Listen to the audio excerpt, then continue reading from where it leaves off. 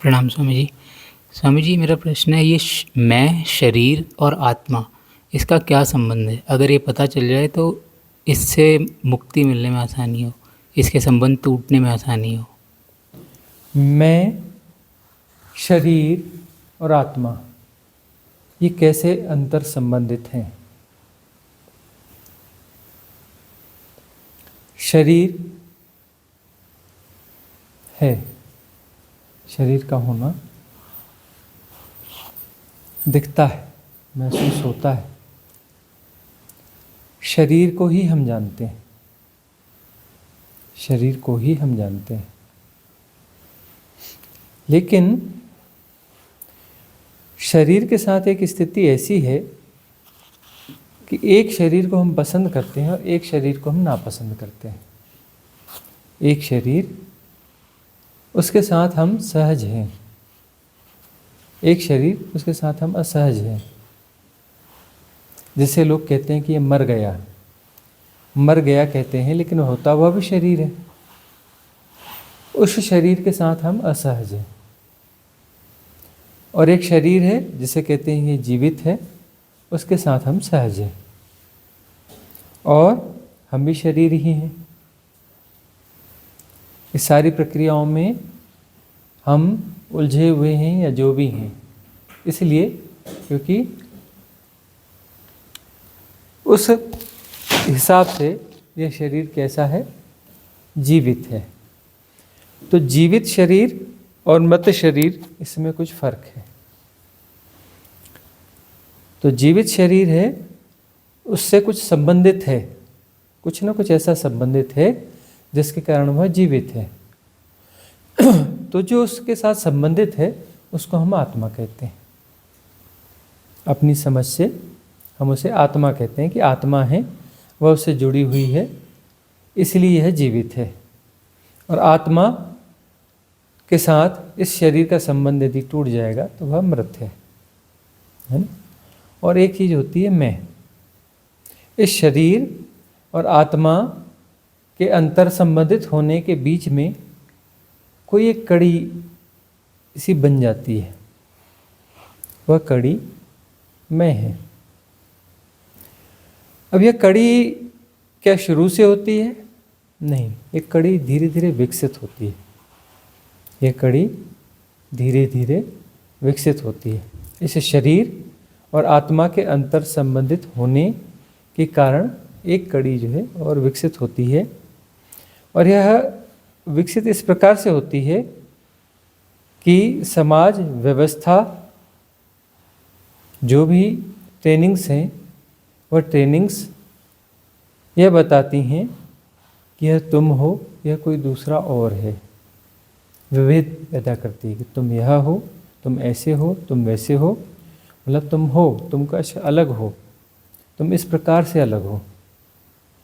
यह तुम्हारा नाम है, यह तुम्हारा रूप है, यह तुम्हारा परिवार है, यह तुम्हारा खानदान है, यह तुम्हारे अपने हैं, यह तुम्हारे पराए हैं, यह तुमसे पराए हैं, यह तुम्हारे जाति के हैं, ये तुम्हारे धर्म के हैं, ये तुम्हारी जाति के नहीं हैं, तुम्हारे धर्म के नहीं हैं। इस प्रकार की ट्रेनिंग्स होती हैं। तो मेरा मेरा मेरा एक तो भ्रांत में दिया जाता है, तो भ्रांत में उतना पुष्ट होता नहीं है। उसको पुष्ट करने के लिए मेरा मेरा मेरा मेरा दिया जाता है कि तो ये तुम्हारा, ये तुम्हारा, ये तुम्हारा नहीं है।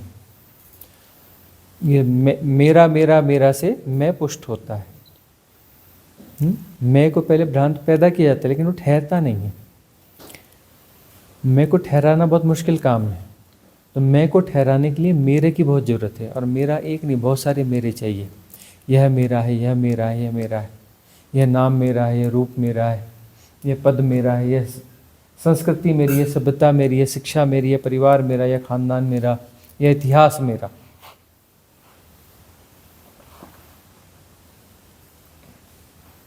यह गांव मेरा, यह शहर मेरा, यह मोहल्ला मेरा, ये मेरे मित्र, ये मेरी प्रॉपर्टी, ये मेरा धन, ये मेरा देश। मेरा मेरा मेरा मेरा मेरा मेरा के बहुत सारे जोड़। उन जोड़ों के बीच में मैं फलता फूलता है, मैं स्टेबल होता है। यदि मेरा मेरा हट जाए तो मैं रह नहीं सकता। तो इस दृष्टि से देखा जाए तो शरीर अपने आप में बहुत बड़ी समस्या नहीं है, शरीर के साथ बहुत बड़ी समस्या नहीं है। समस्या इस भ्रांत सत्ता के कारण, शरीर तो भ्रांत नहीं है ना। शरीर को गौर से देखोगे तो शरीर अपने आप में सत्य है, शरीर है। मैं और मेरा ये कहीं नहीं मिलते, इनकी खोजबीन करो तो कहीं मिलते नहीं हैं। और मैं और मेरा के लिए आदमी लड़ मरता है। जो सत्य है शरीर, इसको दांव पे लगा देता है मैं और मेरा के लिए, और कई बार ये शरीर उस कारण छूट जाएगा। मैं और मेरी की लड़ाई में शरीर छूट जाता है।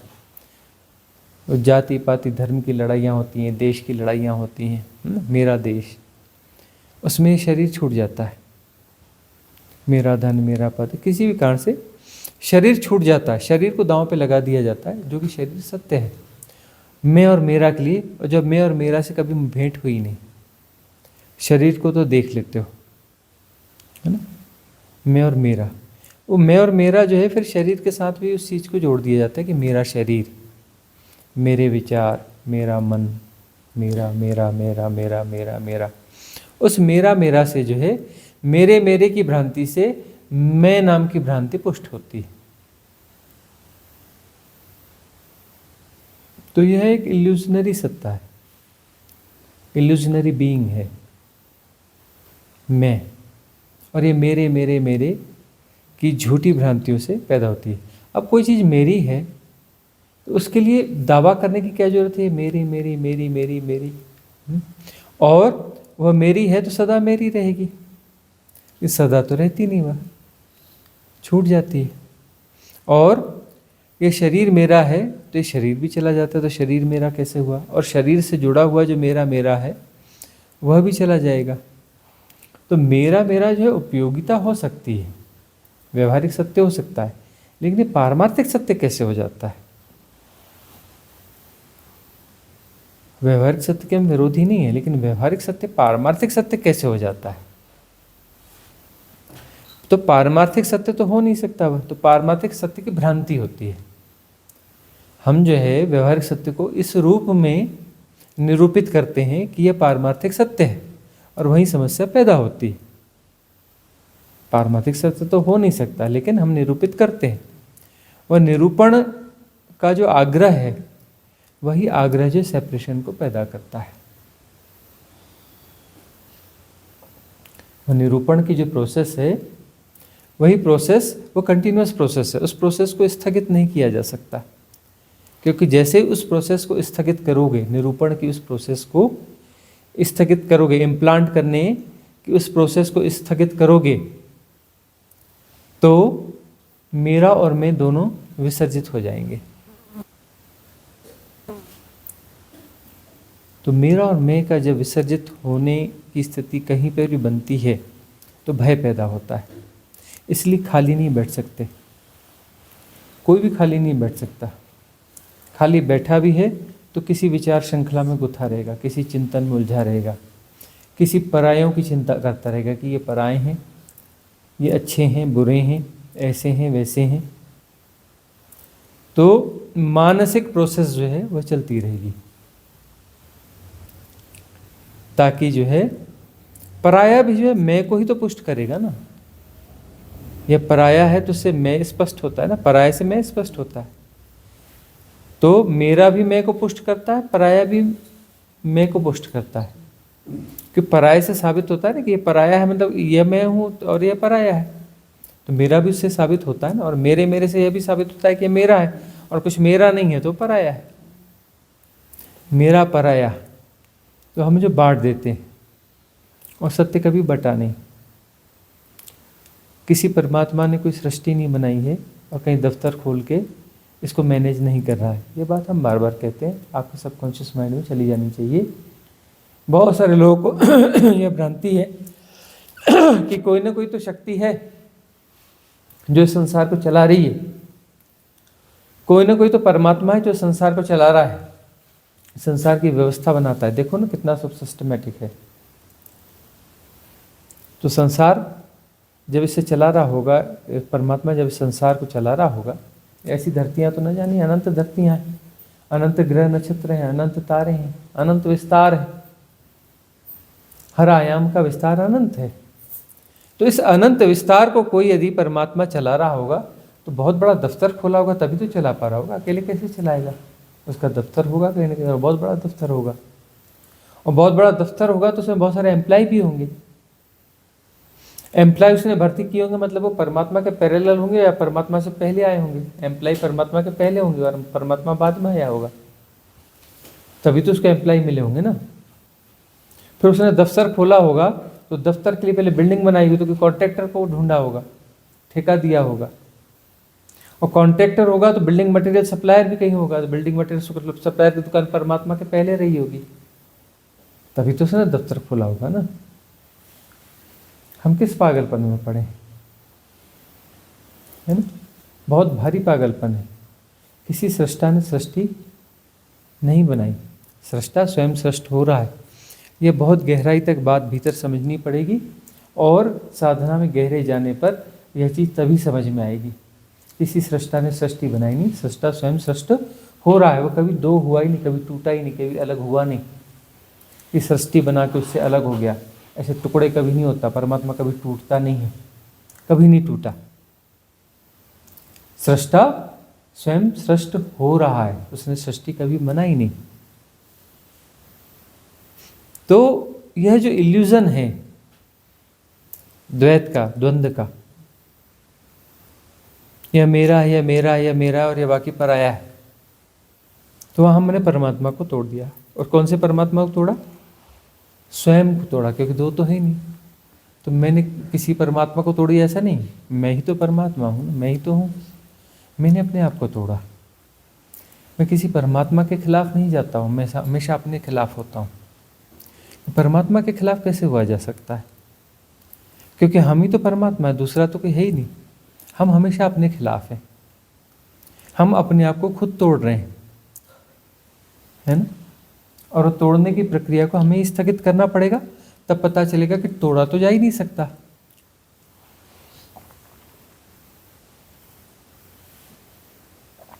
तोड़ा तो जा ही नहीं सकता, कितनी भी कोशिश कर लो। द्वैत को स्थापित किया ही नहीं जा सकता। द्वैत कभी घटित होता ही नहीं है, कभी घटित हुआ ही नहीं, हो ही नहीं सकता, असंभव है। यह समझ में जब आ जाए कि मैं कितना भी प्रयास कर लूं, कितना भी पागलपन कर लूं, कुछ भी कर लूं, द्वैत को मैं निर्मित नहीं कर सकता। यह परिकल्पनात्मक रूप से होगा, आभासिक रूप से होगा, वर्चुअल होगा, एक्चुअल नहीं हो सकता। तो ये सारा जो है ये वर्चुअल है। आप नहीं देखते? कभी जाके देखो कि जहाँ दो देश मिलते हैं तो बीच में कुछ तोड़ होगा ना, टूटा होगा ना पास में। भाई एक देश खत्म हुआ तो दूसरा तो टूटा हुआ होगा ना कुछ हिस्सा। वहाँ कोई गहरी खाई वाई होगी, कुछ होगी, बाढ़ हो सकती है। नहीं कोई गहरी, बहुत गहरी खाई वाई होगी ना, 100 कुछ हजार किलोमीटर की गहरी खाई होगी ना वहाँ पे। तभी तो होगा ना कि ये देश अलग, ये देश अलग, अलग अलग देश है ना। ये अलग अलग हैं तो अलग अलग परमात्मा ने अलग अलग किया होगा ना कुछ ऐसा। भाई देश अलग अलग हैं तो कुछ अलग अलग का कुछ होता होगा ना, दो टुकड़े होते होंगे ना। होते हैं क्या? देखो तो वही जमीन यहाँ पर, वही जमीन आगे चली गई है। बोलते नहीं ये दूसरा देश लग गया। गौर से देखो तो दूसरा देश, अच्छा इधर ऐसी पीली मिट्टी होती होगी, उधर से हरी मिट्टी होती होगी, ऐसा होता होगा क्या? ग्रीन होती होगी उधर की मिट्टी, ऐसा? कहीं की लाल मिट्टी होती होगी, कहीं की बैगनी कलर की मिट्टी होती होगी, कहीं की काली मिट्टी होती होगी, कहीं की सफ़ेद मिट्टी होती होगी, है ना? कहीं की पर्पल होती होगी। ऐसा होता है क्या? अलग अलग देश की अलग अलग मिट्टी होता है ऐसा कुछ? देश अलग अलग कैसे होते हैं? हो सकते हैं। ये परिकल्पनात्मक रूप से होते हैं, वास्तविक रूप से नहीं होते हैं। जो विभाजन है सब परिकल्पनात्मक रूप में होते हैं। वास्तविक जो है, एक्चुअल कोई विभेद हो नहीं सकता। सारे विभेद जो है सब जो है आभासिक होते हैं, वर्चुअल होते हैं। और यह वर्चुअल जो है जब एक्चुअल की तरह व्यवहार में आते हैं तो फिर वह एबनॉर्मलिटी हो गई। लोग देश के लिए लड़ मरते हैं, है ना, जो एक्चुअल है ही नहीं। तो यह एक किस्म की एबनॉर्मलिटी है, लेकिन कैसी एबनॉर्मलिटी है? सामूहिक, तो वह एबनॉर्मलिटी लगती नहीं है। ठीक है, ऐसे बहुत सारा मेरा मेरा मेरा है। यह राष्ट्र की बात थोड़ी दूर हो गई, तब अपना जाके समझ में आती है मेरा धर्म, है ना। देखा है कभी इसी धर्म को? मिले हो? बुलाओ कभी, लंच पे बुलाओ, 2-4 धर्मों को बुलाओ लंच पे। है कोई किसी के परिचय में है धर्म? 3-4 किस्म के धर्मों को बुलाओ ना लंच पे कल। किसी के परिचय में कोई राष्ट्र हो तो 2-4 राष्ट्रों को भी बुला लो लंच पे। किसी की पहचान हो थोड़ी परमात्मा को तो उसको भी बुलाओ, उससे भी मिलते हैं, हाथ हाथ मिलाते हैं। भोजन पे बुलाओ, बाद में बढ़िया बैठ के गपशप करेंगे, ताश खेलेंगे। है किसी का परिचय किसी देश से, किसी परमात्मा से, किसी समाज से? बुलाओ उनको, बैठक करते हैं, बढ़िया वीआईपी लंच करवाएंगे मस्त। किसी के परिचय में हो तो बुलवा लेना। किस झूठों को हम जी रहे हैं, और झूठों को इस तरीके से जीते हैं कि जैसे परम सत्य हो।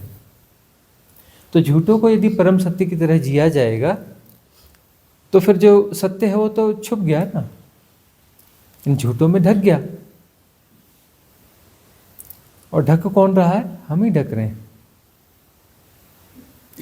तो ये जो झूठ किसके पैदा किए हुए? हमारे पैदा किए हुए। माया हमने सृजी है, माया हमने सृजी है।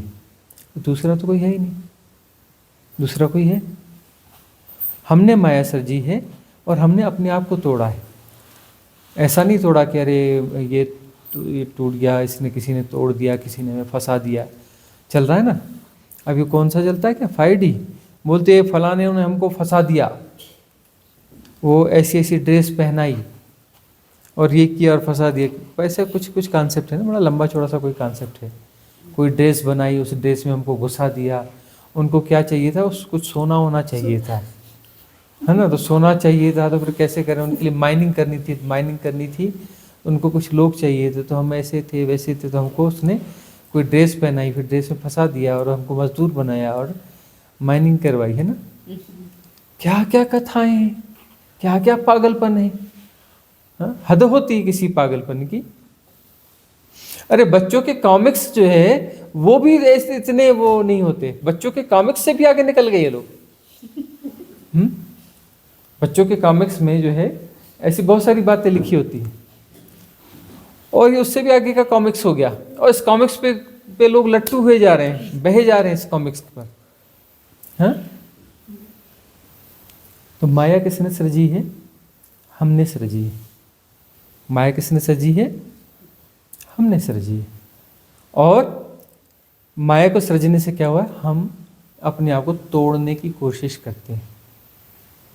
कैसे तोड़ते हैं? वर्चुअली, एक्चुअली तो तोड़ नहीं सकते। हम अपने आप को एक्चुअली तोड़ सकते हैं, हम वर्चुअली अपने आप को तोड़कर व्यक्ति बनाते हैं। क्या करते हैं? वर्चुअली अपने आप को तोड़ के व्यक्ति बनाते हैं। और व्यक्ति कहीं होता ही नहीं, समष्टि है, सदा समष्टि है, व्यक्ति तो होता ही नहीं। लेकिन हम अपने आप को तोड़ के व्यक्ति बनाते हैं। अब व्यक्ति क्यों बनाया है हमने? ये एक व्यवहारिक सत्य हो सकता है। व्यवहारिक सत्य के हम विरोधी नहीं हैं।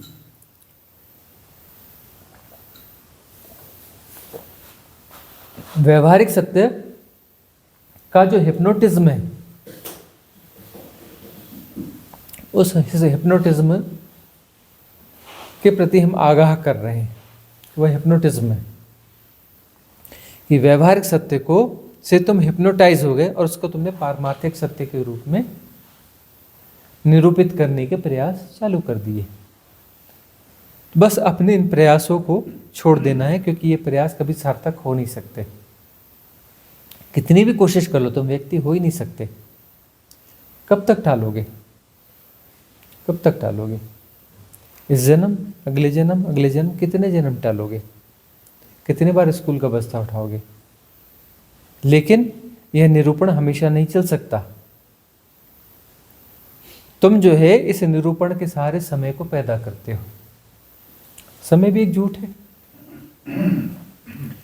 समय को पैदा करते हो का मतलब इस झूठे खेल को तुम लंबाते हो, स्ट्रेच करते हो।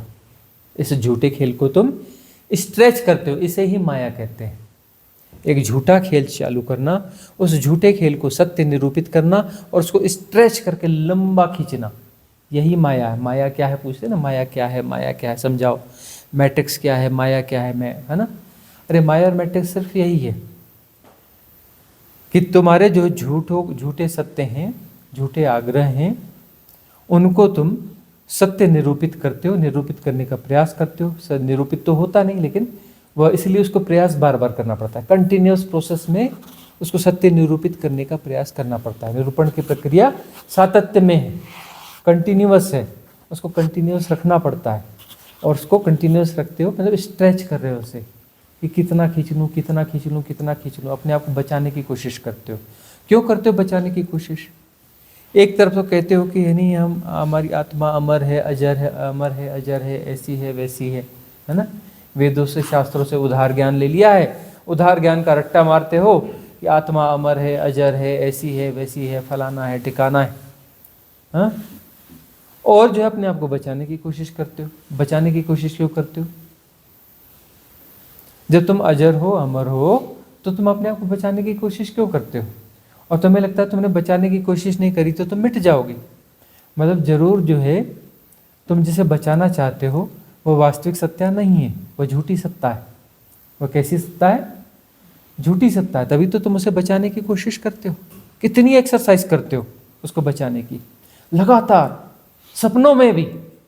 जागते में तो ठीक है, सपनों में भी। 2-4 क्षण के लिए कभी गिलिम्स आते हैं निर्विचार के, तो एकदम हड़बड़ा जाते हो और हड़बड़ा कर फिर से जो है उल्टे सीधे विचार शुरू कर देते हो। सारी विचार पर श्रृंखला क्या है? अपने भ्रांत सत्यों को वास्तविक सत्य निरूपण करने की प्रक्रिया, एक सातत्यपूर्ण प्रक्रिया। तो वह निरूपण का जो प्रयास है, उन प्रयासों के से विड्रा करना कुछ भी नहीं। जो झूठ को सत्य साबित करने की जो प्रक्रिया है, जो प्रोसेस है, उसमें तुम जो लगातार अपना श्रम कर रहे हो, अपने आप को इन्वॉल्व कर रहे हो, अपने आप को खपा रहे हो, बस वो प्रक्रिया छोड़ दो। पाना कुछ भी नहीं है, परमात्मा को नहीं पाना है, अपने आप को नहीं पाना है, खुद को नहीं पाना है, कुछ भी नहीं करना है। करने वाले सब बिगाड़ देते हैं, बिना किए सब ठीक हो जाता है। मूल मंत्र है, महामंत्र है। करने वाले सब बिगाड़ देते हैं, बिना किए सब ठीक हो जाता है। लगातार कर ही तो रहे हो ना, ये करना छोड़ दो, करना पर छोड़ दो, और जो हो रहा है उसे होने दो। जब करना छोड़ दोगे तो जो हो रहा है वो तो हो ही रहा है, वो तो होगा ही, है ना। जैसे तुम करना छोड़ोगे तो पहले मृत्यु घटेगी। कौन सी मृत्यु घटेगी? कि तुम जिन झूठों को सत्य निरूपित करने की कोशिश कर रहे हो, निरूपित करने का प्रयास खत्म कर दिया, तो सत्य जो है, झूठा सत्य जो मरेगा, जो कि झूठ है। झूठ का मतलब क्या होता है? झूठा सत्य, है ना। जो सत्य की तरह निरूपित किया जा रहा है वो सत्य नहीं है, असत्य। और सत्य जो है, असत्य वाली सत्ता जो है, झूठी सत्ता जो है, वो मरेगी। तो तुम मरोगे, क्योंकि तुम ही वह झूठी सत्ता हो। और तुम कितना भी अपने को बचाने की कोशिश करो, तुम बच नहीं सकते, तुम मरोगे। यह तो ठीक है, यह मरना तो ठीक है, शरीर का मरना। शरीर के साथ तुम तादाद करते हो, इसलिए तुम वहाँ कुछ न कुछ मरते हो, क्योंकि मैं शरीर हूँ, तो शरीर के रूप में तुम मर जाते हो। लेकिन मन के रूप में तुम बच जाते हो। मन की प्रोसेस चलती रहती है, तो मन के रूप में तुम बच जाते हो। शरीर के रूप में तुम मर जाते हो। तुम्हारे तादाद में जहाँ जहाँ है, उसमें कोई हिस्सा मर रहा है, कोई हिस्सा बच रहा है। तो अब जो हिस्सा बच गया मन का, वह कहता है कि मैं अधूरा हो गया, मैं शरीर था, मैं शरीर भी था, मन भी था, अब शरीर के रूप में मर गया तो अधूरा हूं। तो क्या करेगा? दूसरा शरीर ढूंढेगा, दूसरा शरीर ढूंढेगा ना। फिर स्कूल का बस्ता उठाओगे, A for apple, B for bye.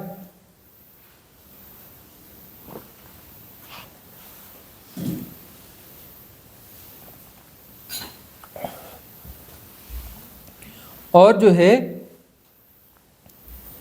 फिर शरीर वह ढूंढेगा, फिर शरीर ढूंढ कर क्या करेगा? वही करेगा, वही पागलपन करेगा। यदि जाति स्मरण में जा सको, यानी पिछले जन्मों की स्मृति में जा सको, उन साधना की विधियों का प्रयोग कर सको, तो पता चलेगा तुम हर जन्म में वही करते हो, जैसा का तैसा करते हो। पिछले जन्म में भी ऐसा किया था, उसके पहले जन्म में भी ऐसा किया था। तुम जो है जन्मों जन्मों से वही कर रहे हो। हासिल आया क्या? हासिल क्या आया? हासिल कुछ भी नहीं आता। उसी प्रक्रिया को जो है दोहराते रहते हो, उसी प्रक्रिया को दोहराते रहते हो जन्मों जन्मों से, और तब भी होश नहीं आता कि यह प्रक्रिया जो दोहराई जा रही है वह सार्थक नहीं है। जो प्रक्रिया दोहराई जाती है वो सार्थक नहीं है, क्योंकि सार्थक होती तो उसको दोहराने की जरूरत क्या थी? सार्थक को तो एक बार कर लिया, उसको बार बार करने की क्या जरूरत है? बार बार किया जा रहा है, उसके बाद भी वो फलित नहीं हो रही, फलित नहीं हो रही इसलिए बार बार किया जा रहा है। शायद अब हो जाएगा, शायद अब हो जाएगा, शायद अब हो जाएगा। यही तो माया है ना,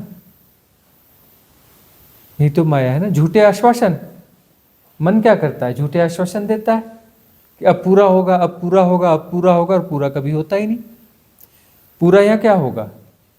यहाँ कुछ पूरा होने के लिए है? अरे इस जन्म में इतना कुछ किया, कुछ पूरा हुआ? सब अधूरा है ना, सब अधूरा ही है ना। पिछले जन्मों में जाके देखोगे तो सब अधूरा है, और अधूरा ही रहेगा। अधूरा था, अधूरा रहे, और अधूरा ही रहेगा, कभी पूरा होता नहीं। इसलिए कहते हैं वासना दुष्पूर है। इसलिए कहते हैं कि आधे में छोड़ना होता है। समझदार जो है चीज़ों को पूरा करने के पागलपन में नहीं पड़ता, आधे में छोड़ देता है। कब छोड़ता है? आधे में। आधा कब हुआ? अभी, अभी आधा है। आधा मतलब अभी, और हमेशा आधे में ही रहता है। किसी भी चीज़ को देखोगे तो आधी है। कब आधी है? अभी आधी है। 1 साल बाद भी आधी रहेगी, 10 साल बाद भी आधी रहेगी, 50 साल बाद भी आधी रहेगी, अगले जन्म में भी आधी रहेगी, 100 जन्म बाद भी आधी रहेगी। पिछले जन्म में भी आधी थी, उसके पहले भी आधी थी। चीज़ें सदा आधी में ही है। जो भी चीज़ें तुम पूरी करना चाहते हो सदा आधी है, और हमेशा आधी ही रहती है, ये पूरी कभी होती नहीं। तो इनको पूरा करने की प्रक्रिया व्यर्थ है, ये समझ में आ जाएगा तो उसे छोड़ना पड़ेगा। वो छूट जाती है। कैसे, कहाँ पर छूटती है? आधे में छूटती है। आधा कभी है? अभी और यहीं, हियर एंड नाउ। आधा कब है? हियर एंड नाउ, अभी और यहीं। और आधे में ही छोड़ देना, छूट जाता है वो। और आधे में यदि छूट गया तो बात पूरी हो जाती है। आधे में यदि छूट गई सारी चीज़ें, यह प्रक्रिया असत्य को सत्य निरूपित करने की सातत्यपूर्ण प्रक्रिया जो है, जैसे यह विसर्जित होती है तो असत्य गिर जाता है, और सत्य के गिरते ही सत्य तो था ही, अनावरत होता है, प्रकट नहीं होता, अनावरत होता है। जन्मता नहीं सत्य, सत्य को लाया नहीं जा सकता, सत्य को विदा नहीं किया जा सकता, सत्य को मिटाया नहीं जा सकता, सत्य को जन्माया नहीं जा सकता, सत्य को घटाया नहीं जा सकता, सत्य को बढ़ाया नहीं जा सकता। सत्य को सब ढका जा सकता है। और पर्दा किससे? झूठे पर्दे से। पर्दा भी कोई सच का पर्दा नहीं होता। सच का यदि पर्दा हो तो 2 हो गए, एक सत्य और एक पर्दा। 2 चीजें हैं, 2 चीजें तो दोनों सत्य होंगी। पर्दा भी सत्य हो जाएगा ना। पर्दा भी कैसा होता है? झूठा पर्दा होता है।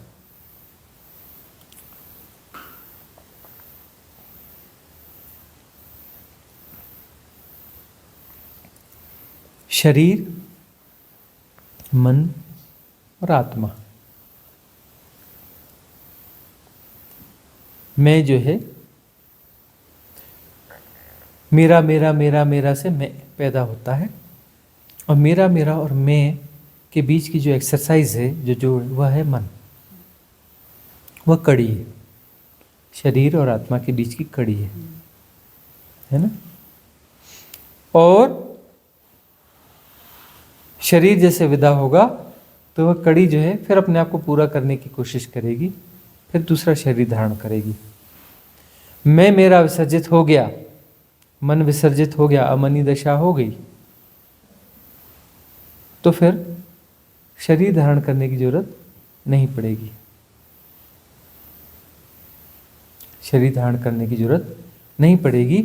और शरीर धारण करने की जब जरूरत नहीं पड़ेगी तो पीछे कहाँ कौन सी आत्मा है, कैसी आत्मा? तो स्वामी जी, जो इस जन्म का शरीर है उसका क्या होगा अगर मैं मर गया तो? जब मैं मरेगा, मैं तो नहीं मरता है, मैं का तादात्म्य टूटता है शरीर के साथ में। तो शरीर तो पंच तत्व है, मिट्टी मिट्टी में मिल जाएगी। क्या होता है? Dust unto dust. मिट्टी मिट्टी में मिल जाएगी, पांचों तत्वों में मिल जाएंगे। इससे ज़्यादा तो शरीर का कुछ होना नहीं है। शरीर किसकी इससे ज़्यादा कोई वैल्यू नहीं है। वो क्या कहते हैं कबीरदास जी कि ये शरीर क्या घास का पूला नहीं, ये बाल घास का पूला, ये शरीर क्या क्या, ऐसा कुछ भजन है ना। और ओशो कहते हैं कि ये शरीर जो है, इस शरीर को, इस शरीर में बड़ी धातुएं हैं मिली हुई, तुम पूरी धातुओं को इकट्ठा करो और उसको प्रोसेस करो और बेचो तो 5 रुपए मिल जाएंगे। चलो धातुएं महंगी हो गई तो 20 रुपए मिल जाएंगे। शरीर में बहुत सारी धातुएं भी मिली हुई हैं, उन धातु को निकाल कर यदि बेचोगे तो 20 रुपए मिल सकते हैं, है ना। बड़ा मूल्यवान शरीर है, 20 रुपए की धातुएं हैं इसमें, ठीक है ना। तो ये शरीर जो है जहाँ से उठा है वहीं गिर जाएगा। यही मिट्टी अपना रूप बदल रही है। वक्त के साथ है इस मिट्टी का सफर, सदियों से।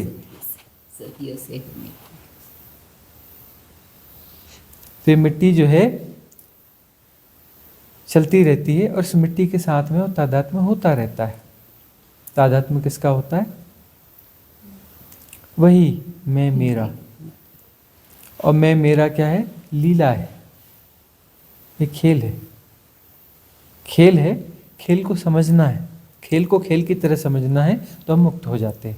खेल को हम सत्य समझते हैं ना, वही माया है। खेल तो सृजा गया है, खेल हो रहा है। खेल हो रहा है क्योंकि ऐसा सदा से हो रहा है, शाश्वत है। खेल अभी का नहीं, खेल शाश्वत है, खेल सदा होता रहेगा। तो खेल को खेल की तरह समझने से हम इससे मुक्त हो जाते हैं।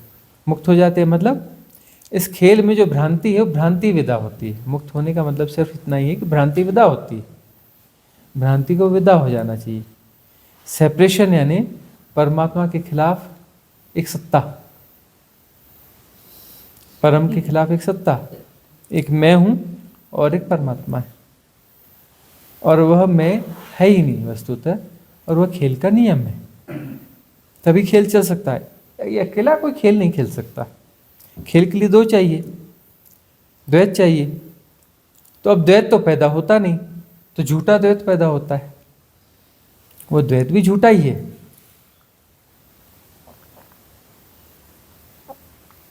खेल को खेलने के लिए द्वैत चाहिए, और दो होते नहीं है, तो दो से दो की भ्रांति होती है। देखा है ना कभी? बहुत सारे बच्चे रहते हैं, वो अपना खेलते रहते हैं, अरे चलो चलो लूडो खेलेंगे, चलो ये खेलेंगे, चलो वो कुछ कुछ खेलते हैं, ऐसा ना। लूडो खेलते हैं, कहीं कुछ खेलते हैं, कहीं वो उसमें चौक से कुछ बना लेते हैं, उसमें कुछ कुछ वो गोटियां रख लेते हैं और उसे खेलते रहते हैं। और जब कोई दोस्त नहीं मिलता अकेले बैठ जाता है वह, दोनों तरफ की गोटियां रख लेता है और अकेला खेलता रहता है और परिकल्पना कर लेता है फलाना दोस्त बैठा है, कौन सा वाला, जिससे उसे चिढ़ होती है, उसको सामने रख लेता है और जो है उसको वो हराता है। फिर उसके जो है बड़े नंबर आएंगे तो बोलेगा नहीं नहीं ये गलत पड़ गया, दोबारा फेंकेगा। और खुद की तरफ से यदि छोटा नंबर आ गया तो बोलता है नहीं गलत पड़ गया, उसको फिर अपना दोबारा बड़ा नंबर आएगा तो फिर उसकी चाल खुद चलेगा, अपनी वाली बड़ी चाल खुद चलेगा और उसकी वाली छोटी चाल चलेगा। ठीक है ना। तो हर बच्चा यह काम करता है, सब बच्चे रहे हैं, सबने अकेले खेल खेले हैं। तो अकेले खेले हैं तो दूसरा तो रखना पड़ता है ना, कल्पना में ही रखो, रखना तो पड़ता है ना, क्योंकि खेल उसके बगैर होता ही नहीं है। खेल में नियम ही होता है, दो टीमें होती है, दो टीमों के बगैर खेल नहीं होता। ये बहुत सारे खिलाड़ी होते हैं, इसके बगैर काम ही नहीं चलता, होता ही नहीं, खेल होता ही नहीं। तो खेल खेलने के लिए जो है यह द्वैत की माया सजी जाती है। यह समझ में आ जाए कि यार ये तो खेल है, खेल खेलने के लिए किए गए उपाय हैं। तो क्या करोगे, ठहाका मार के हंसोगे और हंसोगे और खेल से बाहर हो जाओगे। अब ये देखो कि खेल खेलते खेलते लड़ पड़ते हैं लोग, लड़ पड़ते हैं ना, मतलब उनके लिए खेल नहीं है, वो सत्य हो गया, इसलिए तो लड़ते हैं। हार जीत से कई लोग दुखी हो जाते हैं खेल में, मतलब खेल सत्य हो गया, खेल सत्य हो गया ना, खेल नहीं रहा ना, इसलिए हाँ एक कहते हैं कि वो खिलाड़ी भावना, खेल की भावना होनी चाहिए ना, खेल की भावना होनी चाहिए, कहने की बात है। खेल की भावना थोड़ा मुश्किल काम होता है। खेल की भावना यदि सीख लो तो मुक्त हो गए। खेल फिर आनंद होगा, खेल आनंद ही तभी होगा। खेल कब आनंद होगा, जब खेल की भावना होगी, मतलब खेल जो है 100% झूठ है यह पता रहेगा और इसमें कोई लाभ हानि होती ही नहीं है। इसमें हार गए तो भी आनंद है और जीत गए तो भी आनंद है, क्योंकि हार जीत तो होती ही नहीं है, हार जीत का कोई महत्व है नहीं। लेकिन खेल को चलाने के लिए हार जीत रखनी पड़ती है, उससे हम सम्मोहित हो गए हार जीत से। अरे हार जीत तो रखनी पड़ेगी तभी तो खेल चलेगा ना, और हम सम्मोहित हो गए कि नहीं हमें तो जीतना ही है जी, हारना तो बिल्कुल नहीं है। और अपना जो है वो आग्रह बहुत ज़्यादा हो जाता है कि हमें जो है जीतना ही है। यदि जीतने के लिए खेल खेलते हो तो खेल हुआ ही नहीं। यदि कोई जीतने के लिए खेल खेलता है तो खेल कैसे हो गया, वह तो युद्ध हो गया। युद्ध किस लिए खेला जाता है, युद्ध किस लिए लड़ा जाता है, जीतने के लिए, है ना। तो दो टीमें आपस में लड़ती हैं, अरे भाई लड़ती कैसी हैं, दो टीमें आपस में खेलती हैं, लेकिन बोलते क्या है, दोनों टीमों के आपस में लड़ाई हुई और वह जीत गया और वह हार गया, है ना। फलानी टीम से भिड़ेगी, देखिए अखबार में विज्ञापन देखते हो, वो हेडिंग देखते हो, वो टीवी में चलता है, फलानी टीम और फलानी टीम की भिड़ंत कल इतने बजे, भिड़ंत होगी, भिड़ेंगे, लड़ेंगे, हाँ। अब वहां पर जो कौन सी खेल भावना है आएगी, खेल भावना का अर्थ है गुणा भाग है ही नहीं वहां। भाई जीतने की आकांक्षा, महत्वाकांक्षा जो है वो सब गुणा भाग है, और सारी विकृति गुणा भाग से पैदा होती है, महत्वाकांक्षा से पैदा होती है। जीतने की भावना ही सबसे बड़ी बुराई है। आगे बढ़ जाना, दूसरों को हराना, जीतना, यही जो है सबसे बड़ी एकमात्र बुराई है। बहुत गौर से देखोगे तो पूरे संसार की एकमात्र बुराई है महत्वाकांक्षा, जीतने की आकांक्षा। तो कैसी शिक्षा होनी चाहिए, शिक्षा यह होनी चाहिए कि नहीं यहाँ जीत है ना हार है, सिर्फ खेल है। तो वही शिक्षा सम्यक शिक्षा है। बाकी सब शिक्षाएं गड़बड़ शिक्षाएं। जो बच्चों को स्कूल का बस्ता ढुआ रहे हैं ना, छोटा छोटा बच्चा, उसके वजन के बराबर का बस्ता होता है, 15 किलो, 20 किलो, 12 किलो, ऐसा होता है। और बच्चा देखो, बच्चे का वजन और स्कूल के बस्ते का वजन लगभग समान हो जाता है। तो और उसमें क्या रहता है, उसमें कूड़ा कचरा, यही सिखाया जाता है कि जीतना है बेटा, पहला नंबर आना है ना, बाकी सबको हरा देना है, सबको पीछे छोड़ देना है। तो ये कैसी शिक्षा है, ये विरूपित शिक्षा है, कुरूप शिक्षा है, असम्यक शिक्षा है, अवैज्ञानिक शिक्षा है, पागलपन की शिक्षा है, मूर्खता की शिक्षा है ना। इस शिक्षा से क्या होगा, वह पागल होगा, बच्चा पागलपन में पड़ेगा और पागल हो जाएगा।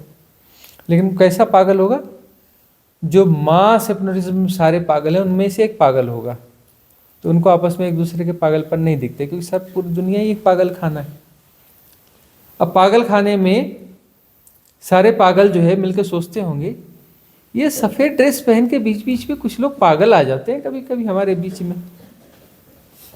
पागल खानों में यही विचार करते होंगे ना, कभी पागल आपस में रहते होंगे, बोलेंगे ये पागल क्यों आते हैं, ये पागल जो है बीच बीच में आ जाते हैं, दिन में 2-3 बार ये पागल आ जाते हैं, कुछ कुछ के पागलपन करते रहते हैं। बोले हाथ दिखाओ, चेकअप कराओ, ये क्या क्या करते हैं, कहीं इधर कुछ छूते हैं, कुछ खाने को देते हैं, गोलियां देते हैं, ये पागल आते क्यों हैं यहाँ पर।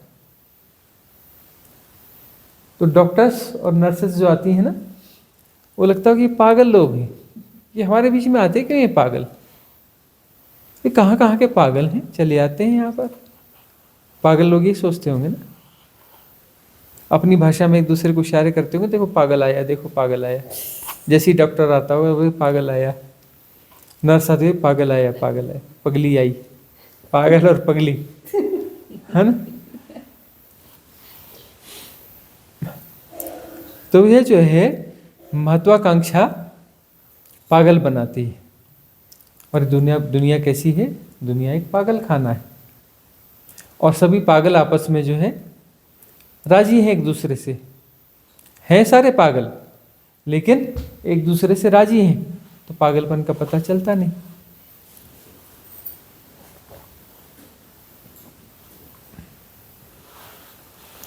महत्वाकांक्षा सम्यक शिक्षा नहीं है। सम्यक शिक्षा क्या है, प्रेम। सम्यक शिक्षा क्या है, प्रेम। असम्यक शिक्षा है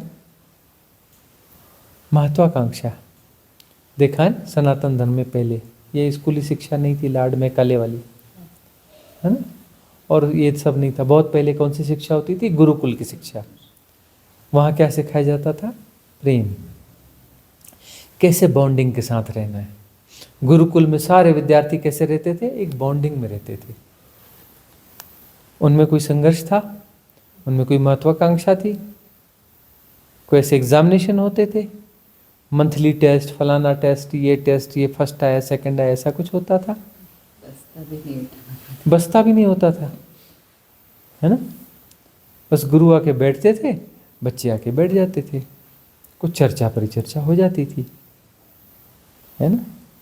और उसमें कुछ भी पागलपन नहीं सिखाया जाता था, प्रेम सिखाया जाता था, बॉन्डिंग सिखाई जाती थी, और क्या कि कैसे सेपरेशन विदा हो, यही सिखाया जाता था ना। यहाँ भी तो वही चल रहा है ना, ठीक है ना। जहाँ भी यह होगा तो वही है राइट स्कूल, जिसे क्या कहते हैं, मिस्ट्री स्कूल। क्या कहते हैं, किसने नाम दिया है, ओशो ने। क्या नाम दिया है, मिस्ट्री स्कूल। मिस्ट्री स्कूल होने चाहिए, ठीक है ना। एक और कौन सा बच्चों के लिए स्कूल खोला था, क्या नो स्कूल, क्या नहीं, वो ये ओशो ने एक अपना एक कॉन्सेप्ट दिया था ना स्कूल का, किसको पता है, no school school, no school school, ऐसा कॉन्सेप्ट दिया था उन्होंने, नो स्कूल स्कूल, है ना। तो बच्चों के लिए कौन सा स्कूल होना चाहिए, नो स्कूल स्कूल। अब बाकी लोगों के लिए कौन सा स्कूल होना चाहिए, साधकों के लिए मिस्ट्री स्कूल। तो मिस्ट्री स्कूल ही सम्यक शिक्षा है। यहाँ पर वही हो रहा है ना, बॉन्डिंग, प्रेम, है ना, सहजता, सरलता, महत्वाकांक्षा की विदाई। तो महत्वाकांक्षा जैसे जैसे विदा होगी तो सेपरेशन विदा हो जाएगा।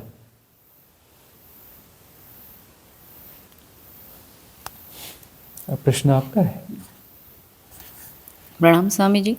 कुछ लोगों को पता है अपना रास्ता कि नहीं, मुक्ति की तरफ ही जाना है, पर उसको रास्ता सही या गलत वो पता नहीं होता है, और बहुत लंबा भी चुना हुआ होता है।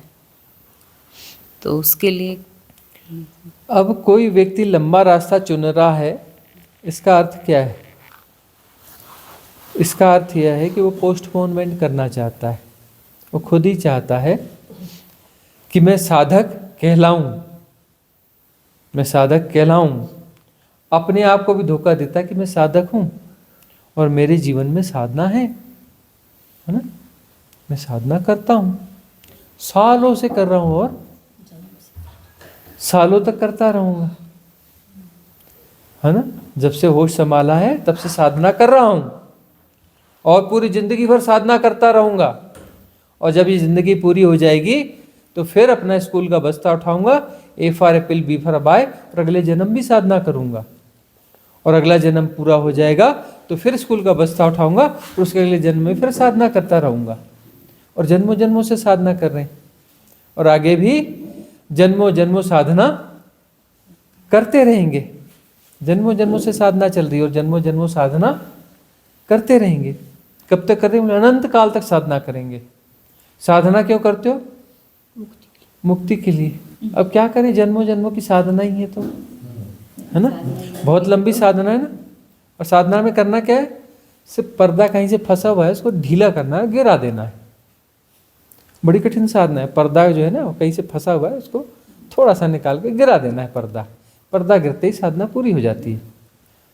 तो बताता है वो क्या करता है, हाँ पर्दा ऐसा है, पर्दा वैसा है, इस कलर का है, वैसा है, ठिकाना है, ये है, वो है ना। उस पर्दे के बारे में कहानियां कहता रहता है। बोले जन्मों जन्मों की साधना है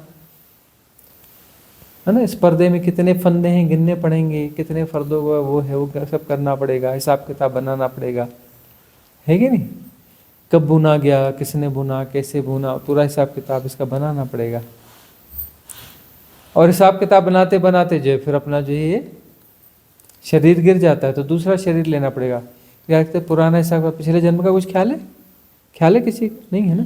पिछला हिसाब किताब भूल गया ना। चलो फिर से स्टार्ट करते हैं, फिर से हिसाब किताब बनाते, कितने फंदे हैं, क्या है। थोड़ा सा आगे बढ़ गए, फिर अपना ये गिर गया, फिर हिसाब से A for apple, B for bye, फिर से शुरू करो। पुराना रिकॉर्ड तो गिर गया तो A for apple, B for bye, फिर से शुरू करो। फिर पुराना रिकॉर्ड गिर गया, फिर उससे करो। करना क्या है, पर्दे को पकड़ के झटका मारना है, पर्दा गिर जाएगा। वह नहीं करना है। कौन सा रास्ता चुनना है? लंबा रास्ता चुनना है। और है क्या? पर्दे को पकड़ना है, झटका मारना है, पर्दा गिर जाएगा। पर्दा कैसा है? झूठा है। झटका भी नहीं मारना पड़ता। पर्दे को छुओगे तो पर्दा गायब हो जाएगा, छूते ही पता चलेगा तो है ही नहीं, ये तो झूठ है। झटका भी नहीं देना पड़ेगा। पर्दे को जैसे ही छुओगे तो वहां हाथ में कुछ आएगा नहीं, पता लगेगा पर्दा तो है ही नहीं। नींद में जब कभी ख्याल आ जाता है किसी को, कह रही है तो सपना है, सपना फिर चालू रहता है क्या? तुरंत गायब हो जाता है। सपना हो ही नहीं सकता फिर आगे। जैसे ही सपने में ख्याल आ जाए सपना है, सपना विसर्जित हो जाता है। तो जैसे ही ये पता चला कि पर्दा तो है ही नहीं, ये तो झूठ है, तो पर्दा क्या हो जाएगा? गायब हो जाएगा। इतना ही तो खेल है। और जन्मों जन्मों स्कूल का बस्ता उठा रहे हैं। वो जी अब क्या करें, कोई लंबा रास्ता चुन लेते हैं, सबको पता है, फिर ऐसा करते हैं, ऐसी यात्रा वैसी यात्रा, फलाना ठिकाना, ये वो। और है क्या? झूठ का पर्दा है। किसने सृजा है? खुद ने सृजा है ना। जैसे उसको छूने जाते हैं तो झूठ खुल जाता है।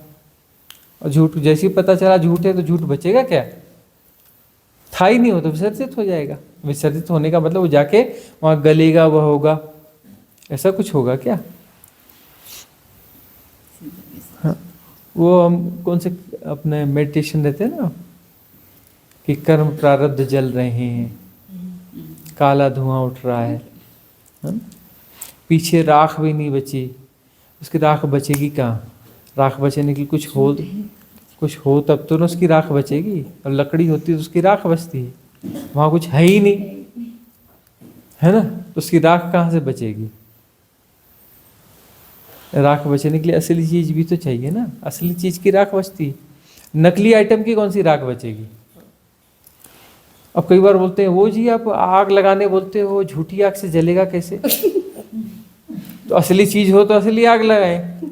अब झूठी चीज है तो झूठी चीज के लिए असली आग कहाँ से लगाने की क्या जरूरत है? झूठी आग से ही काम बन जाएगा, है ना। पीछे राख वाख नहीं बचती, क्योंकि नकली चीज है, नकली आग है, नकली कूड़ा है, नकली आग है। नकली आग से नकली कूड़ा जला दिया, क्लिनजिंग हो गई, है ना। एक काला धुआं निकल गया, भयानक काला धुआं निकला, पूरे आकाश में चला गया और सैटेलाइट की पकड़ में ही नहीं आया। कहाँ से आएगा भाई? सैटेलाइट इतने लगे हुए हैं, हाँ। कोई कंपनी ने 35 सैटेलाइट की ट्रेल छोड़ी हुई है। 35 सैटेलाइट एक साथ चलते हैं, ट्रेन चलती है, ट्रेन ऊपर सैटेलाइट की, हाँ। किसी की पकड़ में नहीं आता इतना काला धुआं। जब इतना काला धुआं निकला है तो पकड़ में आना चाहिए ना। झूठा गार्बेज, झूठी आग, झूठा धुआं। अब झूठ तो झूठ से ही जाएगा ना, है ना। देखा ना, झाड़ फूक करने वाले के पास लोग जाते हैं और बीमारियां ठीक हो जाती हैं, भूत प्रेत उतर जाते हैं। झूठे प्रेत, भूत प्रेत, झूठा झाड़ ना, झाड़ने की प्रक्रिया झूठी, है ना। और भूत प्रेत उतर जाते हैं। तो झूठ से झूठ कट जाता है, झूठ से झूठ कट जाता है।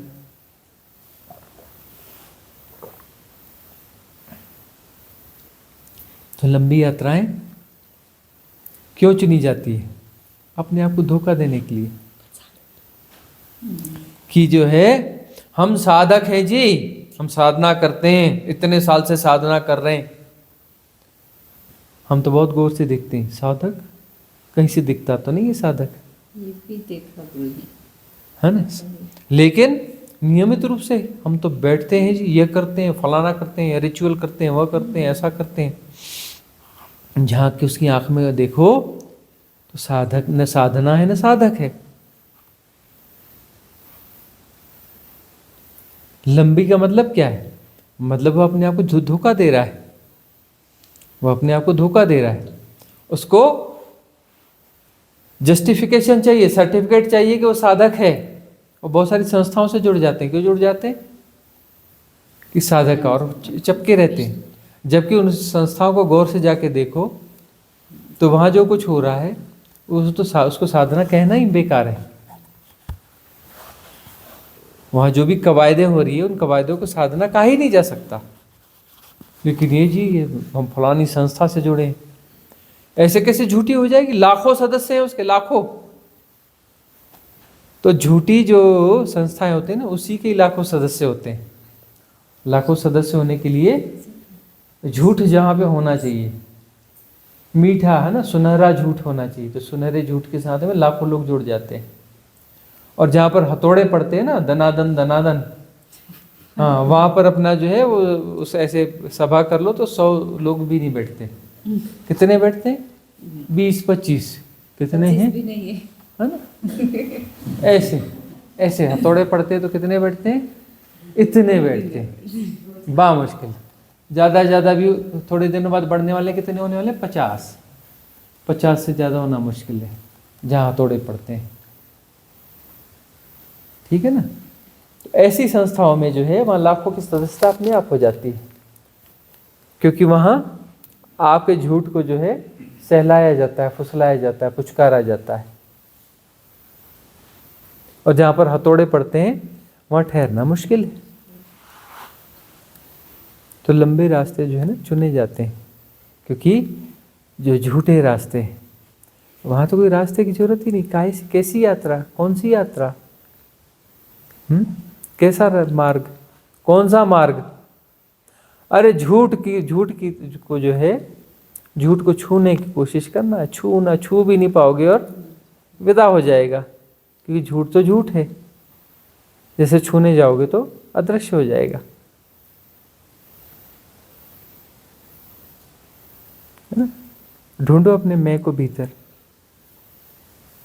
आंख बंद करो, ढूंढो। बोधि धर्म जब चीन पहुंचा तो वहाँ का जो सम्राट था वो उसे पता चला और वह मिलने के लिए आया था। वह एक मंदिर में ठहरा हुआ था, सीढ़ियों पे बैठा हुआ था, और सम्राट आया और उसने प्रणाम किया। प्रणाम करके बोलता है, महाराज मैंने बड़ी ख्याति सुनी है आपकी, बड़ी ख्याति सुनी है, मुझ पे कृपा कर दें, मुझ पे कृपा कर दें, मैंने तो ऐसे सब कुछ करता हूँ, इतने मैंने जो है मठ बनाए, इतने भिक्षुओं के रहने की व्यवस्था की, यह किया वो किया, इतना दान किया, इतना पुण्य किया, सब करता रहता हूँ, लेकिन मुझ पे कृपा कर दें, कृपा यह करें कि जो है मैं को कैसे विसर्जित, अपने अहंकार को कैसे विसर्जित करूं। सुनता बहुत हूँ मैंने, बहुत बड़े बड़े स्थिवर आते हैं, उनसे ज्ञान लेता हूँ, बड़े बड़े संत आते हैं, उनसे मिलता हूँ और समझने की कोशिश कर रहा हूँ, लेकिन मैं जाता नहीं, मैं कैसे विसर्जित हो। तो बोधि धर्म ने कहा, मेरे को विसर्जित करना है, पक्का पक्का? बोले हाँ बिल्कुल जी पक्का। सोच ले? हाँ सोच लिया, एकदम पक्का? पक्का। ठीक है, आधी रात आ जाना, हम मैं को निपटा देंगे तेरे, हम तेरे मैं को निपटा देंगे। एक मोटा डंडा लेके बैठा था, बचने नहीं देंगे, आधी रात में आ जाना, और ठहर अकेले आना, ताम झाम की जरूरत नहीं है। तो वह जो है राजा घबराया, बड़ा सनकी दिखता है, आधी रात में बुला रहा है अकेले, और बोलता है निपटा दूंगा। उसने कहा ठीक है महाराज चलता हूं। जैसे चलने लगा, सीढ़ियां उतरने लगा, ए ठहर, मेरे को निपटाना है ना? हाँ जी निपटाना है, तो मेरे को ख्याल से लेके आना, घर में छोड़ के मत आना। और तो अभी सोचने लगा कि मैं घर में कैसे छोड़ के आऊंगा उसको, वो तो साथ में ही आएगा। और जो है अब तक अपना बस मीठी मीठी कथा कहने वाले लोग मिले थे, हथौड़ा मारने वाला बंदा कभी मिला नहीं था।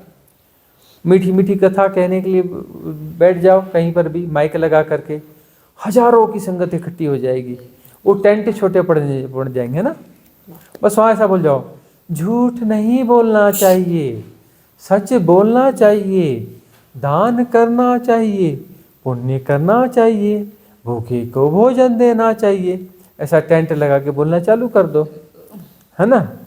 कुछ कहो कि राम जी एक बार बन गए, उनको वनवास हुआ, उसमें ऐसा हुआ वैसा हुआ, टेंट छोटे पड़ जाएंगे, है ना।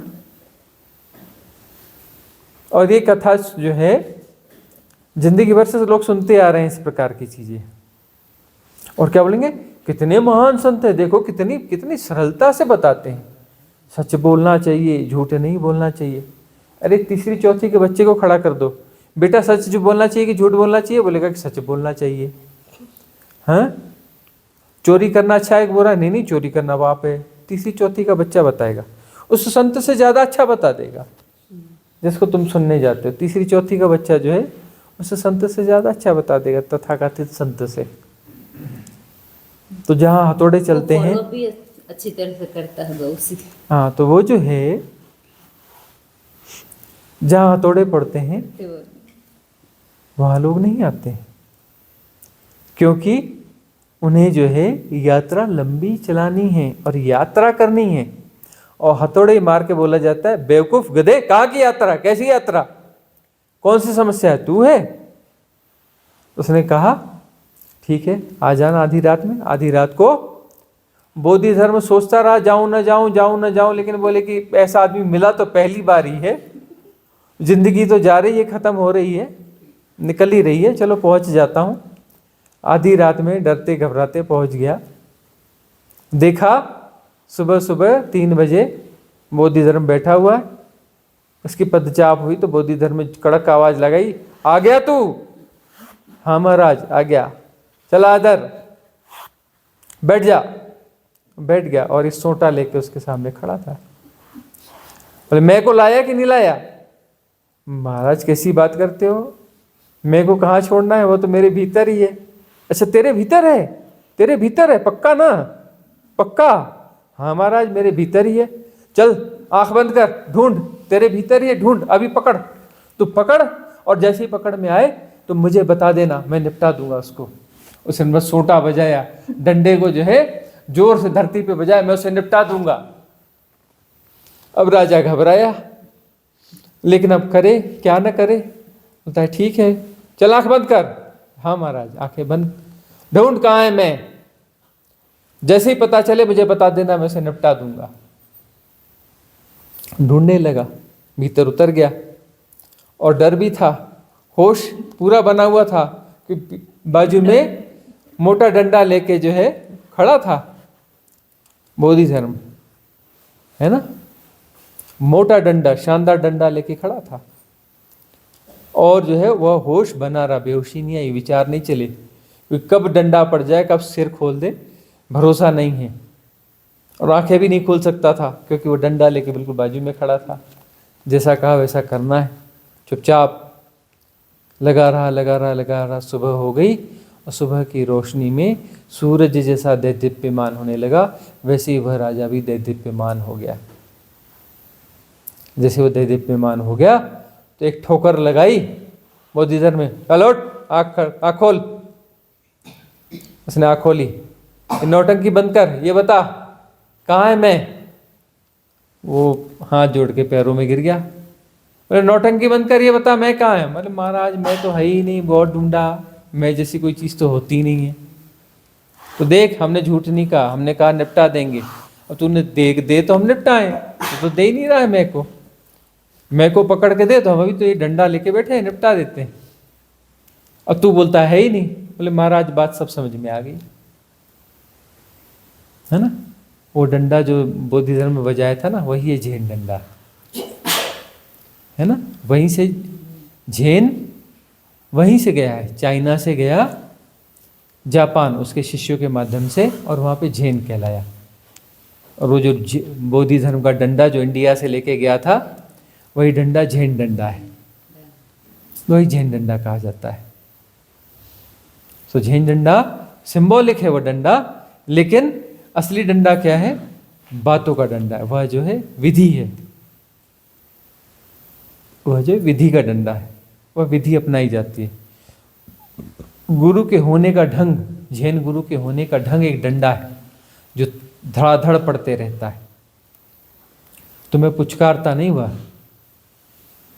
झेन संत तुम्हें पुचकारता नहीं, वह सोटे मारता है दनादन। उसकी मौजूदगी ही ठुकाई पिटाई है। और वहां तो वह एक्सट्रीम पे चली गई, जापान में जाकर के, है ना। इसने तो सिर्फ डंडे बजाए थे बोधि धर्म ने, वहाँ डंडे बजने, असली ये वाले डंडे भी बजने लग गए। उसे वहाँ कुआन दिया जाता है रहा उस समय में, अभी तो बस औपचारिक रूप से चलता है। असली जब झेन जिंदा था तो झेन गुरु अपने शिष्यों को कुआन दिया करते थे, कोई भी अचानक कुआन देते थे, और उस कुआन को कहते थे सुलझा। और कुआन का कोई उत्तर लेके आता था, और जैसे उत्तर देने लगता था, ये उठा के एक सोटा सड़ाके से मारता था, चल बेवकूफ गधे निकल यहाँ से, कहाँ का क्या ले आता है, कूड़ा कचरा। फिर जाएगा, वो प्रयास करेगा, फिर कोई अगला उत्तर लेके आएगा, और फिर एक पड़ेगा उसे, और धीरे धीरे धीरे धीरे वो इस स्टेज पे आ जाएगा शिष्य। जब आएगा और सीधे साष्टांग के चरणों में पड़ जाएगा, न कोई कथा सुनाएगा, न कहानी सुनाएगा, न कोई उत्तर सुनाएगा, और पूरी तरह से सरेंडर हो जाएगा, बात पूरी हो जाएगी। तो ये झूठ जो है, उस झूठ को सिर्फ एक झटका मारना है। झटका भी क्या मारना है, सिर्फ छूने जाना है। छूते ही वह पाया जाता है कि जो तो है ही नहीं। इसके लिए किसी यात्रा की जरूरत नहीं है, किसी यात्रा की कोई जरूरत नहीं। सारी यात्राएं प्रपंच हैं, अपने आप को धोखा देने की कोशिश है, और यही चल रहा है। इसलिए इतने साधना की इतनी लंबी चौड़ी प्रक्रियाएं चल रही हैं। लोग है ना कहते मैं इतने साल से, 25 साल से साधना कर रहा हूँ, मैं 50 साल से साधना कर रहा हूँ। ये सब क्या है, ये मूर्खता की निशानियां हैं। इतने समय साधना करने की कोशिश, जरूरत क्या है? जरूर तुम धोखेबाज हो, जरूर तुम मूर्ख हो, अपने आप को मूर्ख बना रहे हो। अपने आप को मूर्ख बनाना, खुद को ही मूर्ख बनाना, ये क्या निशानी है? ये निशानी कि तुम खुद महामूर्ख हो, तब तो खुद अपने आप को मूर्ख बना रहे हो, खुद को ही धोखा दे रहे हो,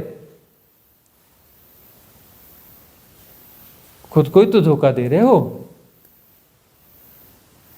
अगला प्रश्न। प्रणाम गुरुजी। मेरा प्रश्न यही कि हम लोग ये रिट्रीट में आए हैं ना, तो आपने बोला कि संघ का energy, right? So if somebody who is not in sadhana, they contaminated the energy of the sadhaks, right? So how doesn't it affect in this when we do the conversation over the phone with non-sadhaks? यहाँ कौन नान साधक है? नहीं, conversation हम लोग करते हैं ना सेल फोन में, जब भी हम लोग कॉन्वर्सेशन करते हैं हमारे फैमिली के साथ और जो रिश्तेदार और फ्रेंड्स के साथ, जो नॉन साधक है उन लोग का एनर्जी हमें इफेक्ट नहीं करता है कि? संघ की ऊर्जा में यहाँ पर लोग हैं, ठीक है ना। अब पहली बात तो ये बताओ कि यहाँ आने के बाद में जिनको कुछ दिन हुआ है उनको अपने आप में चेंज, कोई ग्रोथ समझ में आ रही है कि नहीं? उसमें ट्रांसफॉर्मेशन समझ में आ रहा है कि नहीं आ रहा है? पहले ये बता दो। आ रहा है। इतने दिनों से जो भी यहाँ पर हैं, कुछ दिनों से, तो उनके जीवन में कोई ट्रांसफॉर्मेशन हो रहा है या नहीं हो रहा है? हो रहा है, ट्रांसफॉर्मेशन हो रहा है। तो ट्रांसफॉर्मेशन हो रहा है मतलब संघ की एनर्जी काम कर रही है, संघ की एनर्जी काम कर रही है ना। और संघ की एनर्जी कैसे काम करती है? जब संघ बनता ही तब है जब सद्गुरु मौजूद होते हैं, शास्त्रा मौजूद होते हैं। शास्त्रा की मौजूदगी में ही संघ बनता है। बाकी संघ जो है वो संघ होते नहीं हैं। ओशो के जाने के बाद में वहाँ पर लोग रह रहे हैं, लेकिन क्या वहाँ संघ है? कहीं दिखता है संघ? कहीं कुछ बात बन रही है? नहीं बन रही है ना। तो संघ वहीं होता है जहाँ शास्त्रा की मौजूदगी होती है। बुद्ध के जाने के बाद में, शास्त्रा के न रहने के बाद में संघ बिखर गया। तो शास्त्रा की मौजूदगी चाहिए। शास्त्रा की जब मौजूदगी रहती है तभी संघ होता है, और संघ है तो वहाँ पर ट्रांसफॉर्मेशन होता ही होता है, ट्रांसफॉर्मेशन होता ही होता है। अब गैर साधकों के साथ यदि कुछ इंटरेक्शन होता है, कुछ बातचीत होती है, तो अब वो जो है व्यवहारिक सत्य हैं, व्यवहारिक सत्य को निभाया जा रहा है। तो यहाँ पर दोनों चीज़ें स्पष्ट होकर दिखती है ना। वहाँ जाते हो, ठीक है, वहाँ थोड़ा कुछ पतन होगा, फिर संघ की एनर्जी में आते हो, फिर उत्थान होगा। तो व्यवहारिक जगत और इस जगत के अंतर साफ दिखते हैं ना। और कुछ जो बचा खुचा होए वह व्यर्थता और सघन होकर दिखेगी, व्यर्थता जो है और सघन होकर दिखेगी।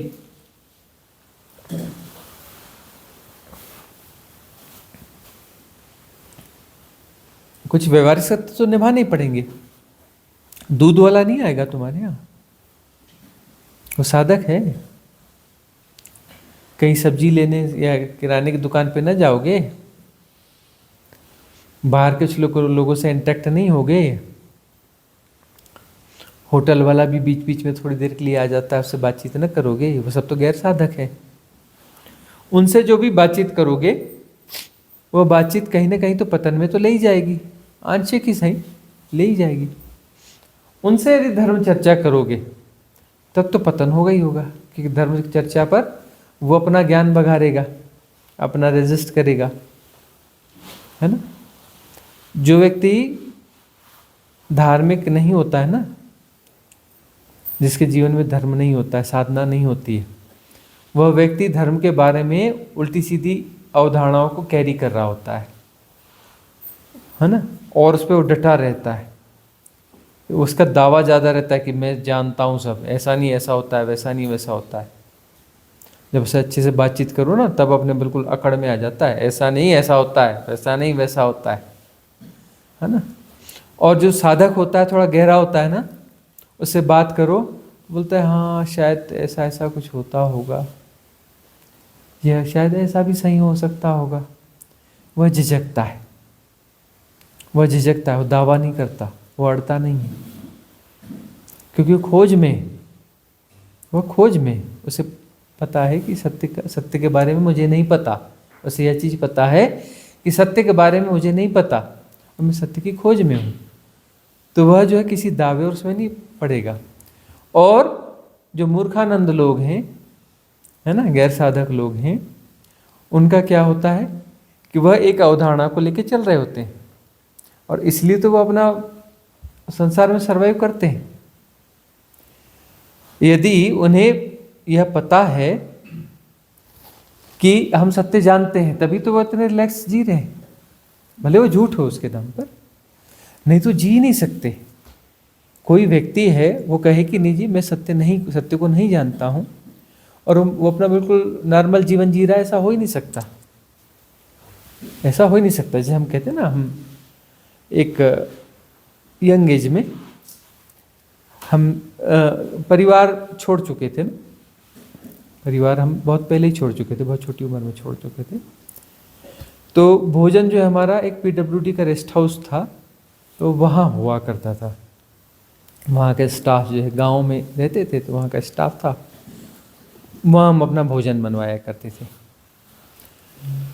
तो अब वहाँ भोजन बनवाने के बहुत सारे कारण भी थे कि एक तो हमें थोड़ा हरियाली और ग्रीनरी पसंद है, तो वहाँ का बहुत बड़ा गार्डन था, बड़े बड़े वृक्ष थे, तो हम वहीं बैठा भी वहीं करते थे।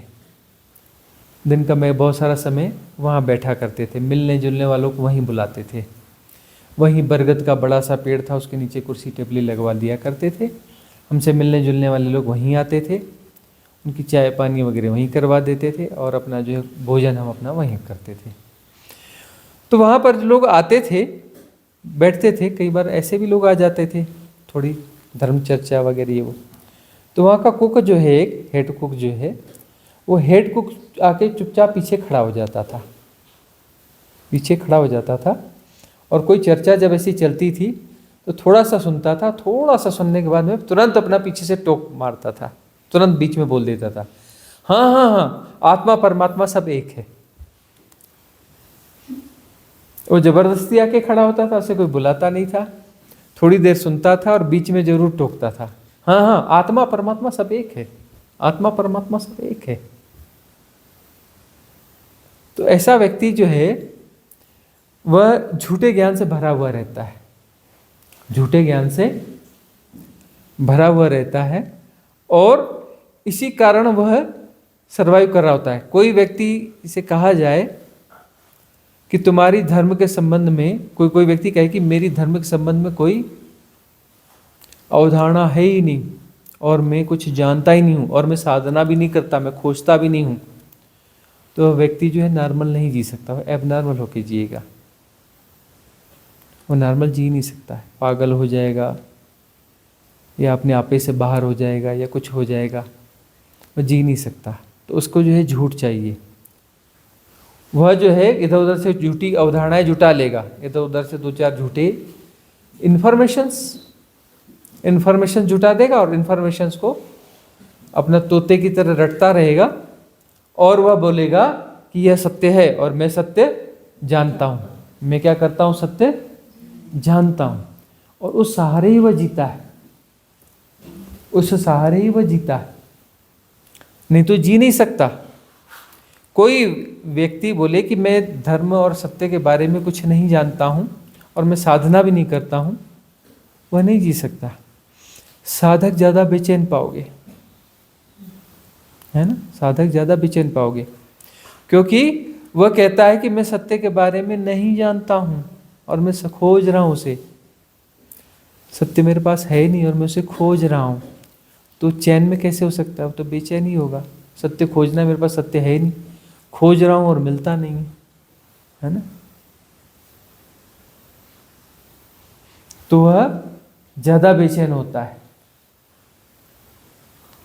उसकी बेचैनी स्वाभाविक है, क्योंकि उसे पता है कि सत्य का मुझे पता नहीं है और सत्य की खोज में कर रहा हूँ, पता नहीं कब मिलेगा, क्या होगा, कैसा होगा, तो ज़्यादा दिक्कत में होता है साधक।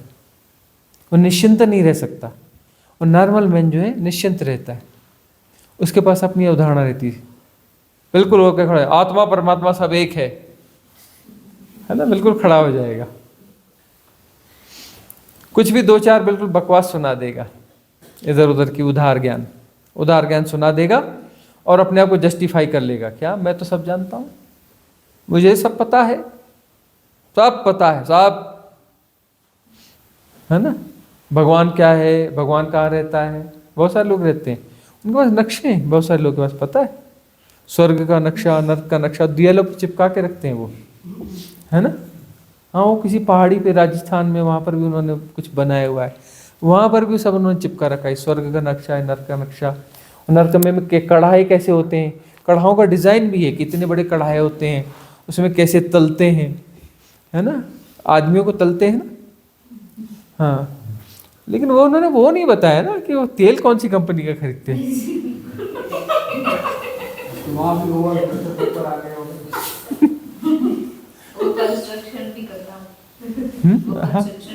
हाँ, बहुत सारी चीजें हैं। तो वहाँ जो है वो सारे नक्शे बने, स्वर्ग के नक्शे, नर्क के, यह वह सारे सिस्टम में। वहाँ पर जो है फिर वो कीड़े रहते हैं, कीड़े आपको छेद करके निकल जाते हैं। कीड़े पता नहीं कहाँ से लाते होंगे, वो स्पेशल कीड़े होते होंगे वो, हाँ, कोई कहाँ कौन सी दुनिया से लाते हैं पता नहीं। हाँ, छेद करके, और उसके बाद भी मरोगे नहीं, कढ़ाओ में तले जाओगे फिर भी मरोगे नहीं, है ना। तो किन चीजों को जी रहे हैं, संस्थागत रूप से झूठों को जिया जाता है। इसलिए ऐसी संस्थाएं जो बहुत चलती हैं, जो आत्मा परमात्मा सब एक है कहने वाले लोग हैं ना, इन सब संस्थाओं में भरे पड़े मिलेंगे। उनके बारे में सारे कॉन्सेप्ट। एक बार हमने देखा वो सफेद सफेद कपड़े वाले जो इस पहाड़िया पे घूम रहे थे, तो क्या हुआ कि हमने कहा कि हम खाली थे, हम ऐसे ही चलो कुछ मजा किया जाए। हमने एक जो गुजर रहा था उसको हमने ऐसे विश कर दिया, नमस्कार। वो आके खड़ा हो गया हमारे पास, आके खड़ा हो गया, उसने कुछ कथा कहानी सुनाई चालू कर दी। बोले आप यहाँ आए हो ऐसे नहीं आ सकते, बहुत बड़ा महान संयोग है, और आप हमारे साथ मिल रहे हो ये भी ऐसा नहीं हो सकता, ये कोई महान संयोग है ना, ऐसा है वैसा है यह है वह है।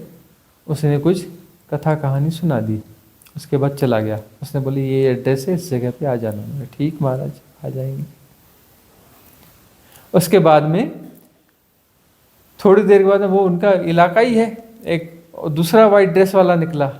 हमने कहा चलो इसको भी छेड़ते हैं, उसको भी नमस्ते किया, वह भी उसी अदा के साथ वहीं वैसे ही आके खड़ा हो गया और बिल्कुल वैसी कहानी सुनाई जैसे उसने सुनाई थी।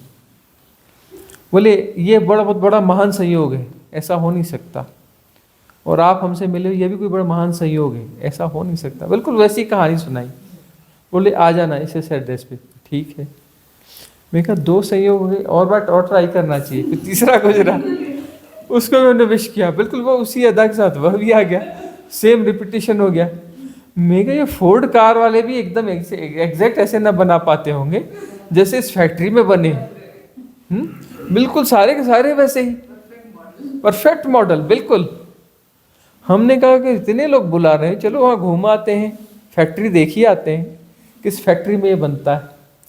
उस फैक्ट्री में हम गए तो फैक्ट्री का जो है वो कोई टाइमिंग होता है, लंच टाइम, ये टाइम, ऑफ टाइम कुछ रहा होगा। तो हम उसमें पहुँचे, थोड़ा सा अंदर के, बोले नहीं जी ये ऑफ टाइम है। अच्छा अच्छा अच्छा, कहाँ से, थोड़ा देख दाख किया उन्होंने।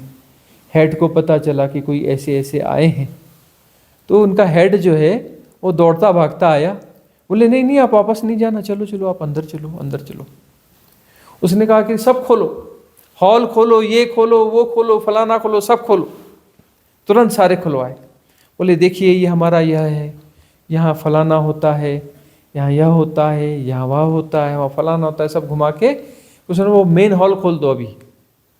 उन्होंने कहा अरे ये अकेले आए हैं इनके लिए। बोले नहीं नहीं नहीं मेन हॉल खोलो, अभी खुलेगा मेन हॉल। वह उनका हेड हमें लेके गया और वहाँ पर जो है उसने वो किया, बोले प्रोजेक्टर चालू करो। एक आदमी के लिए बोले हाँ हाँ अभी प्रोजेक्टर चालू करो। प्रोजेक्टर चालू किया, एक लाल रंग की बिंदी वहाँ पे आई पर्दे में। यह क्या है, बोले यह ऐसा ऐसा है, क्या है, या पता नहीं क्या है। ले रे अभी हमने बताया ना क्या है। फिर उसके बाद में यह ऐसा होता है, वैसा होता है, वैसा होता है, कैसा होता है, हम तो भूल गए कैसा होता है। बोले अरे कैसे आदमी हो, अभी हमने बताया ना आपको। फिर उसने ऐसे कुछ कहा और हमने कहा नहीं हम तो सब भूल जाते हैं भाई। तो वह जो चिढ़ गया, बोले ऐसे कैसे हो सकता है, आप जो है हमारा मजाक उड़ा रहे हो, यह कर रहे हो, कैसा होता है बताना पड़ेगा। मैं कहा हमें तो समझता ही नहीं आध्यात्म, स्पिरिचुअलिटी हमें समझ के सिर के ऊपर से जाती है, धर्म हमें समझता ही नहीं है, इसलिए ये हमें याद रहता ही नहीं है। बोले नहीं नहीं जी नहीं, आपको हम देख रहे हैं, आप कोई धार्मिक व्यक्ति हैं बड़े, कुछ ऐसा है कुछ वैसा है, आप यह इस प्रकार की बातें करते हैं, बताइए यह कैसा है। मैं कहा हमें पता ही नहीं है कैसा है। तो उसको जो है आग लग गई, वो चीखने चिल्लाने लग गया, वह चीखने चिल्लाने लग गया। तो हम उठे और वहाँ से जाने लगे नॉर्मली। तो वो जो बड़ा लंबा गलियारा था, अंदर ही अंदर इतनी बड़ी बिल्डिंग थी कि आधा किलोमीटर चल के आना था। वो हमारे पीछे चीखता चिल्लाता नाचता हुआ चल रहा था, क्रोध में नाचता हुआ चीखता चिल्लाता ये ऐसा चला आ रहा था। वो एक कमरे में भी ले गए थे, उस कमरे में एक सफ़ेद कपड़े वाला दूसरे सफ़ेद कपड़े वाले को ज्ञान पिला रहा था, किसी कोई किताब खोल करके, ऐसा ऐसा ऐसा होता है, कैसा होता है, बिल्कुल वो उसे दोहराता है, ऐसा होता है। फिर वही ज्ञान, फिर अगला वो पंक्ति पढ़ता, ऐसा ज्ञान पिला रहा था। ये महाज्ञान है ना, रोज बढ़ता है वहाँ पर ऐसा महाज्ञान। तो चीखते चिल्लाता हुआ हमारे पीछे चल पड़ा, एकदम चीखता चिल्लाता हुआ। हम बाहर निकल के आए, हमने कहा ये भी खूब रही। तो ये फैक्ट्री है, यहाँ पर इस प्रकार से जो है एक अपना जो नया बंदा आता है तो पुराना बंदा उसको किताब पढ़ पढ़ के सुनाता है और वही किताब दूसरी जगह वह उगल देता है। एक तैत्तिरीय उपनिषद हुआ है ना, तैत्तिरीय उपनिषद मतलब वोमिट कर दी किसी ने, उसका ऐसी कुछ अर्थ होता है ना, उल्टी, कुछ जो है ज्ञान की उल्टी कर दी, वो उल्टी जो है उसमें है। तो ओशो कहते हैं कि यह सारे उपनिषद सच है, इस उपनिषद पे मैं कभी कुछ नहीं बोलूंगा।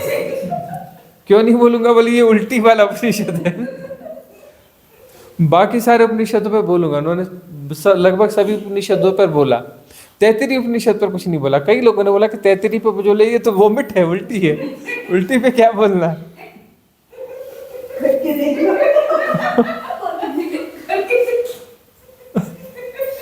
तो अब जो है वो वहां पर हमने देखा, यहाँ तो उल्टियां ही उल्टियां हैं। एक उल्टी कर रहा है, दूसरा अपना जो है उसे डकार रहा है, फिर उसकी उल्टी कर रहा है, फिर अगला डकार रहा है ना, इधर का रट्टा उधर का रट्टा, फिर वो उसको उल्टी कर रहा है, फिर उसको वो ग्रहण कर रहा है, उसकी उल्टी वह ग्रहण कर रहा है, फिर वो आगे उल्टी करता है। इस प्रकार की चीजें हमने देखी। क्या सत्य ऐसा हो सकता है? सत्य को किसी परिभाषा में बांधा जा सकता है? सत्य को किसी किताब में बांधा जा सकता है? परम सत्ता का कोई नाम रूप हो सकता है? परम सत्ता का कोई नाम रूप हो सकता है? किसी बुद्धि से परम सत्ता को पकड़ा जा सकता है? ये 2 कौड़ी की खोपड़ी, ये छोटी सी खोपड़ी परम सत्ता को पकड़ सकती है? सामान्य बुद्धि तो नहीं। तो अब यह जो है इस प्रकार की मूर्खताएं चल रही हैं, इस प्रकार की मूर्खताएं चल रही हैं, और इस प्रकार की मूर्खताओं को चलाया जा रहा है। लोगों को यह मूर्खताएं ही चाहिए, सत्य चाहिए नहीं, है ना। सत्य के लिए क्या चाहिए? साहस चाहिए। और वो साहस क्या करेगा? मिटने का साहस है।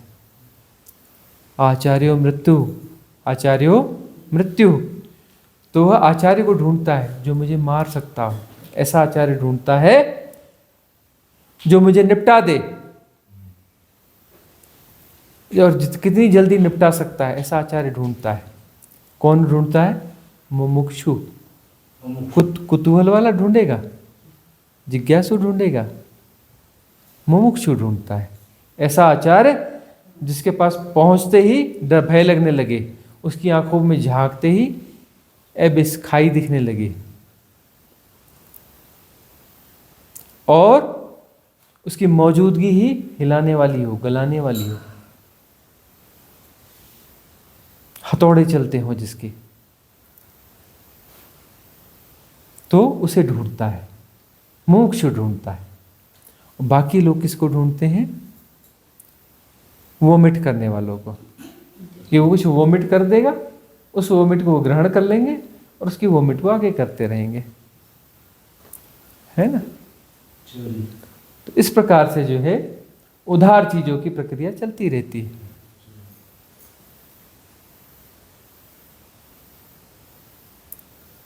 बहुत कठिन है डगरपन घटकी। अगला प्रश्न आपका है। प्रणाम स्वामी जी, मेरा प्रश्न ये है कि मन की बकबक को कैसे ख़त्म करें? मन की बकबक को कैसे खत्म करें? बोधि धर्म के पास जाओ, डंडा लेके खड़ा हो जाएगा, बोलेगा मन की बकबक को इसलिए ऐसे खत्म करो कि मन को पहले मिटा देते हैं। मन को कैसे मिटाए? बोले मन को पकड़ो, पकड़ के ले आओ, ये हम डंडा लेके बैठे हैं, जैसी पकड़ में आए तो बताना, हम निपटा देंगे। जैसी पकड़ में आए तो हम उसे निपटा देंगे। बकबक है क्या? बकबक है क्या? अपनी झूठी सत्ता को बनाए रखने का प्रयास, जो सातत्य में है, निरूपण। बकबक के सहारे मन अपने आप को जिंदा रखता है, उसे लगता है संजीवनी है। उसकी संजीवनी क्या है? बकबक।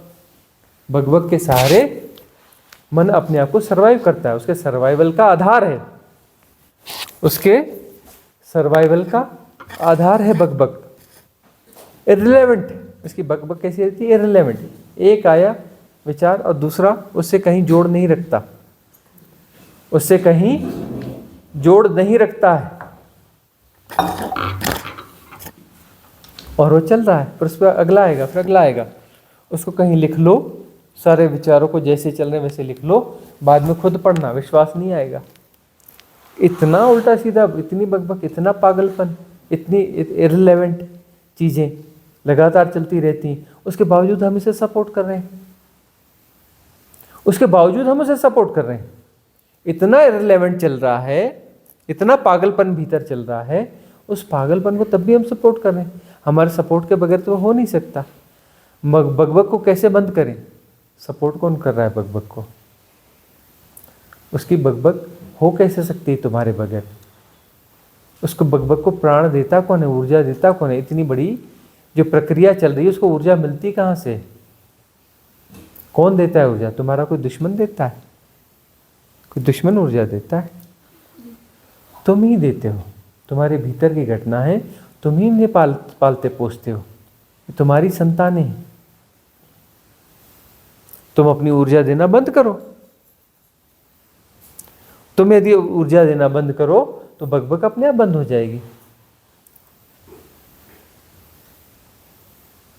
तो सारी बकबक जो है तुम्हारी संतानें हैं, तुमने पैदा किया है इन्हें, तुम इन्हें पालते पोसते हो। सारी अवधारणाएं, सारे विचार, सब तुम्हारे होने का ढंग ही है। समझो इन्हें कि तुम कैसे पालते पोसते हो, कैसे इस प्रक्रिया को तुम जिंदा रखते हो, कैसे इस प्रक्रिया को तुम पैदा करते हो। जैसे इसके स्वरूप को तुम समझोगे कि तुम इन्हें कहाँ कैसे सहयोग देते हो।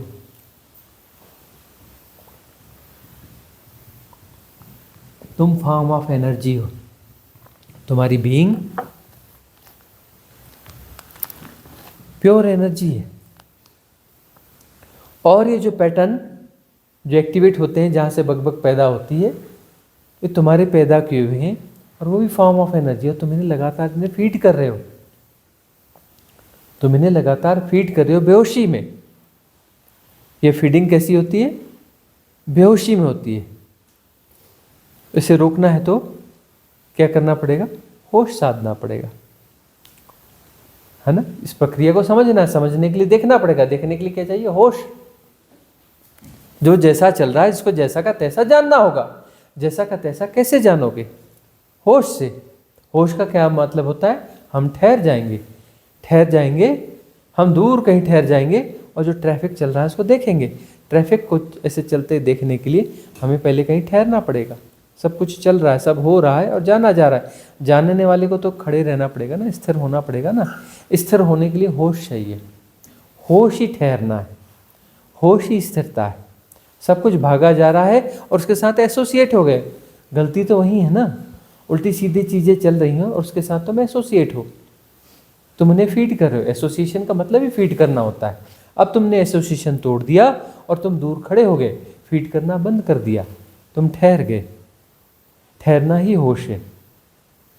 होशपूर्ण होने का मतलब ठहरना है, ठहरने का मतलब होशपूर्ण होना है। तो जो जैसा हो रहा है उसको जैसा का तैसा जानना। जानना हो रहा है मतलब तुम ठहर गए।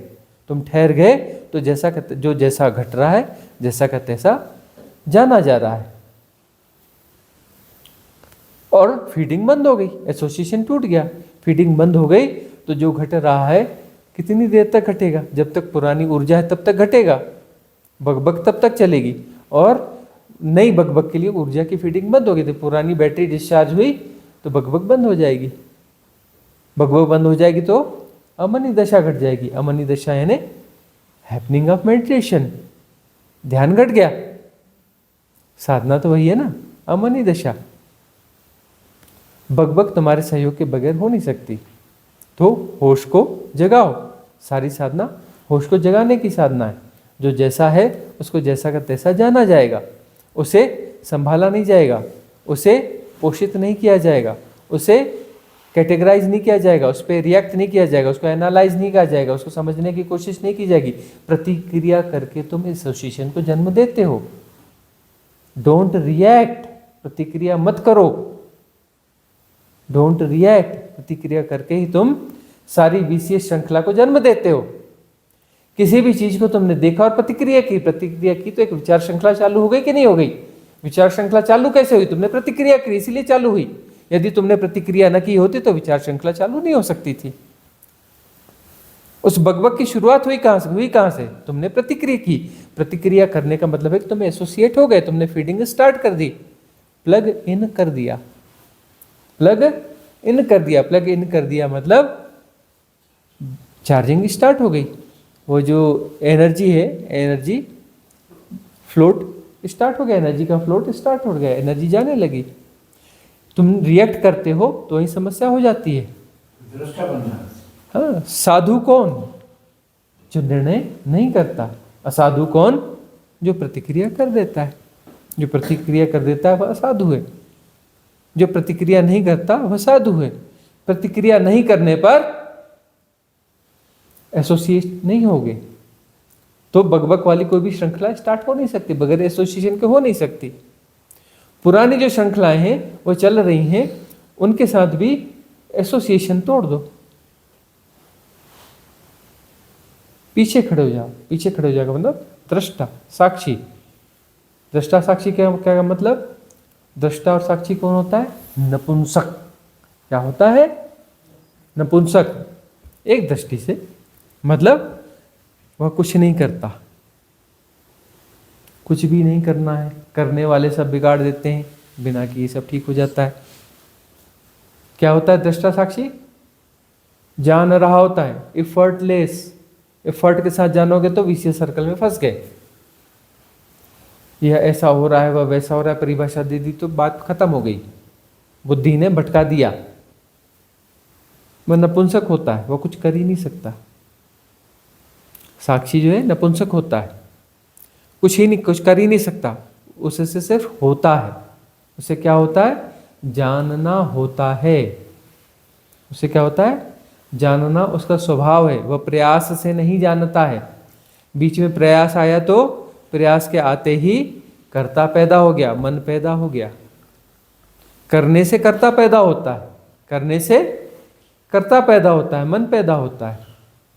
न करने से कर्ता विदा हो जाएगा, मन विदा हो जाएगा, मनी दशा आ जाएगी। साक्षी है और साक्षी को जानने के लिए किसी प्रयास की जरूरत नहीं है, उसका स्वभाव है जानना, और वह उसको किसी कंसंट्रेशन की जरूरत नहीं है, वो साइमेंटेनियसली जानता है, युगपत जानता है, युगपत जानता है, सब जान रहा होता है, जो जो घट रहा है, एवरीथिंग साइमेंटेनियसली। पांचों इंद्रियां एक साथ काम कर रही होती हैं साइमेंटेनियसली। जब साक्षी होता है तब कोई एक इंद्री ज्यादा जान रही है और एक इंद्री कम जान रही है, ऐसा नहीं होता। साइमेंटेनियसली पांचों इंद्रियां एक्टिव होती हैं और सब एक साथ जाना जा रहा होता है। सुनना होता है। क्या सुनना होता है? सारी ध्वनियों को एक साथ सुनना होता है।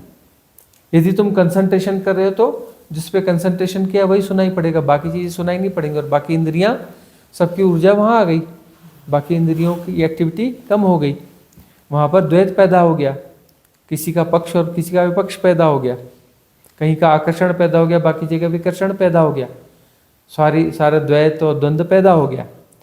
कुछ नहीं करने से क्या होगा? सारी ध्वनियां एक साथ सुनाई पड़ रही होंगी। सुन नहीं रहे हो, सुनना हो रहा है। मैं सुनता हूं मतलब बीमारी आ गई, मैं आ गया।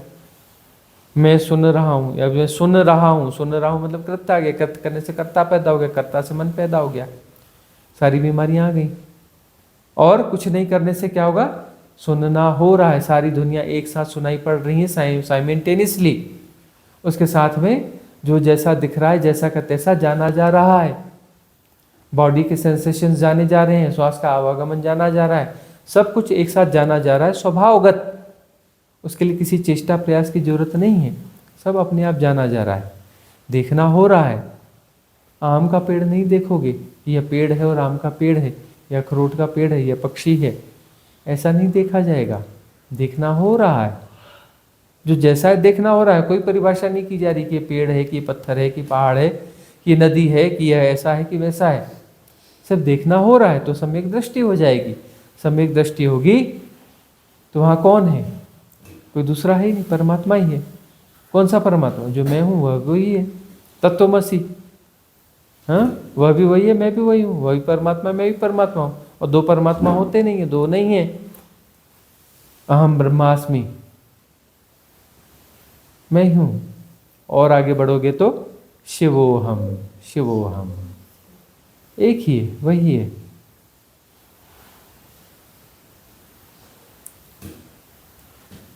आप सुनते हो?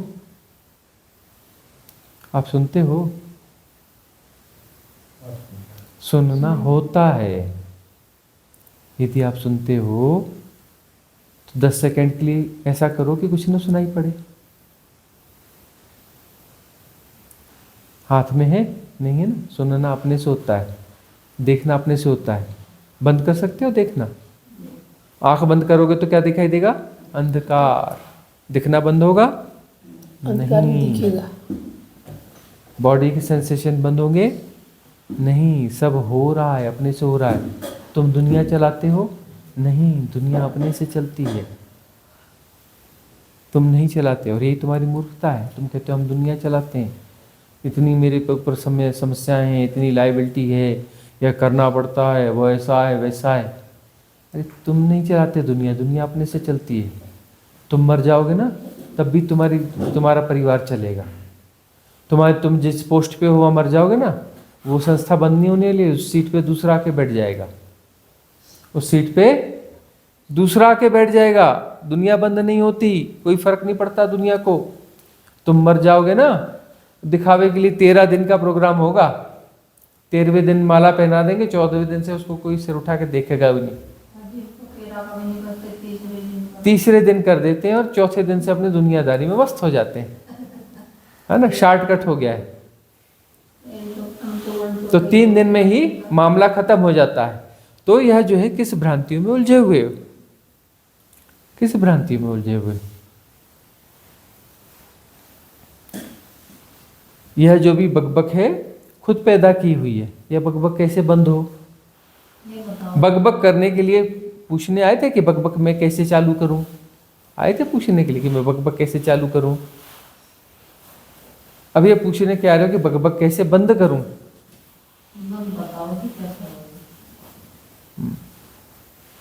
चालू जो है वह हमने करी है, बकबक चालू हमने करी है, और हम पूछते हैं कि बकबक कैसे बंद करें। अरे जैसे चालू करी थी उसको देखो, उसको चालू करते कैसे हो, चालू करना बंद कर दो, बकबक बंद हो जाएगी। सहयोग करना बंद कर दो, बकबक अपने आप बंद हो जाएगी। आज की सभा तो समाप्त करने का समय हो गया है ना।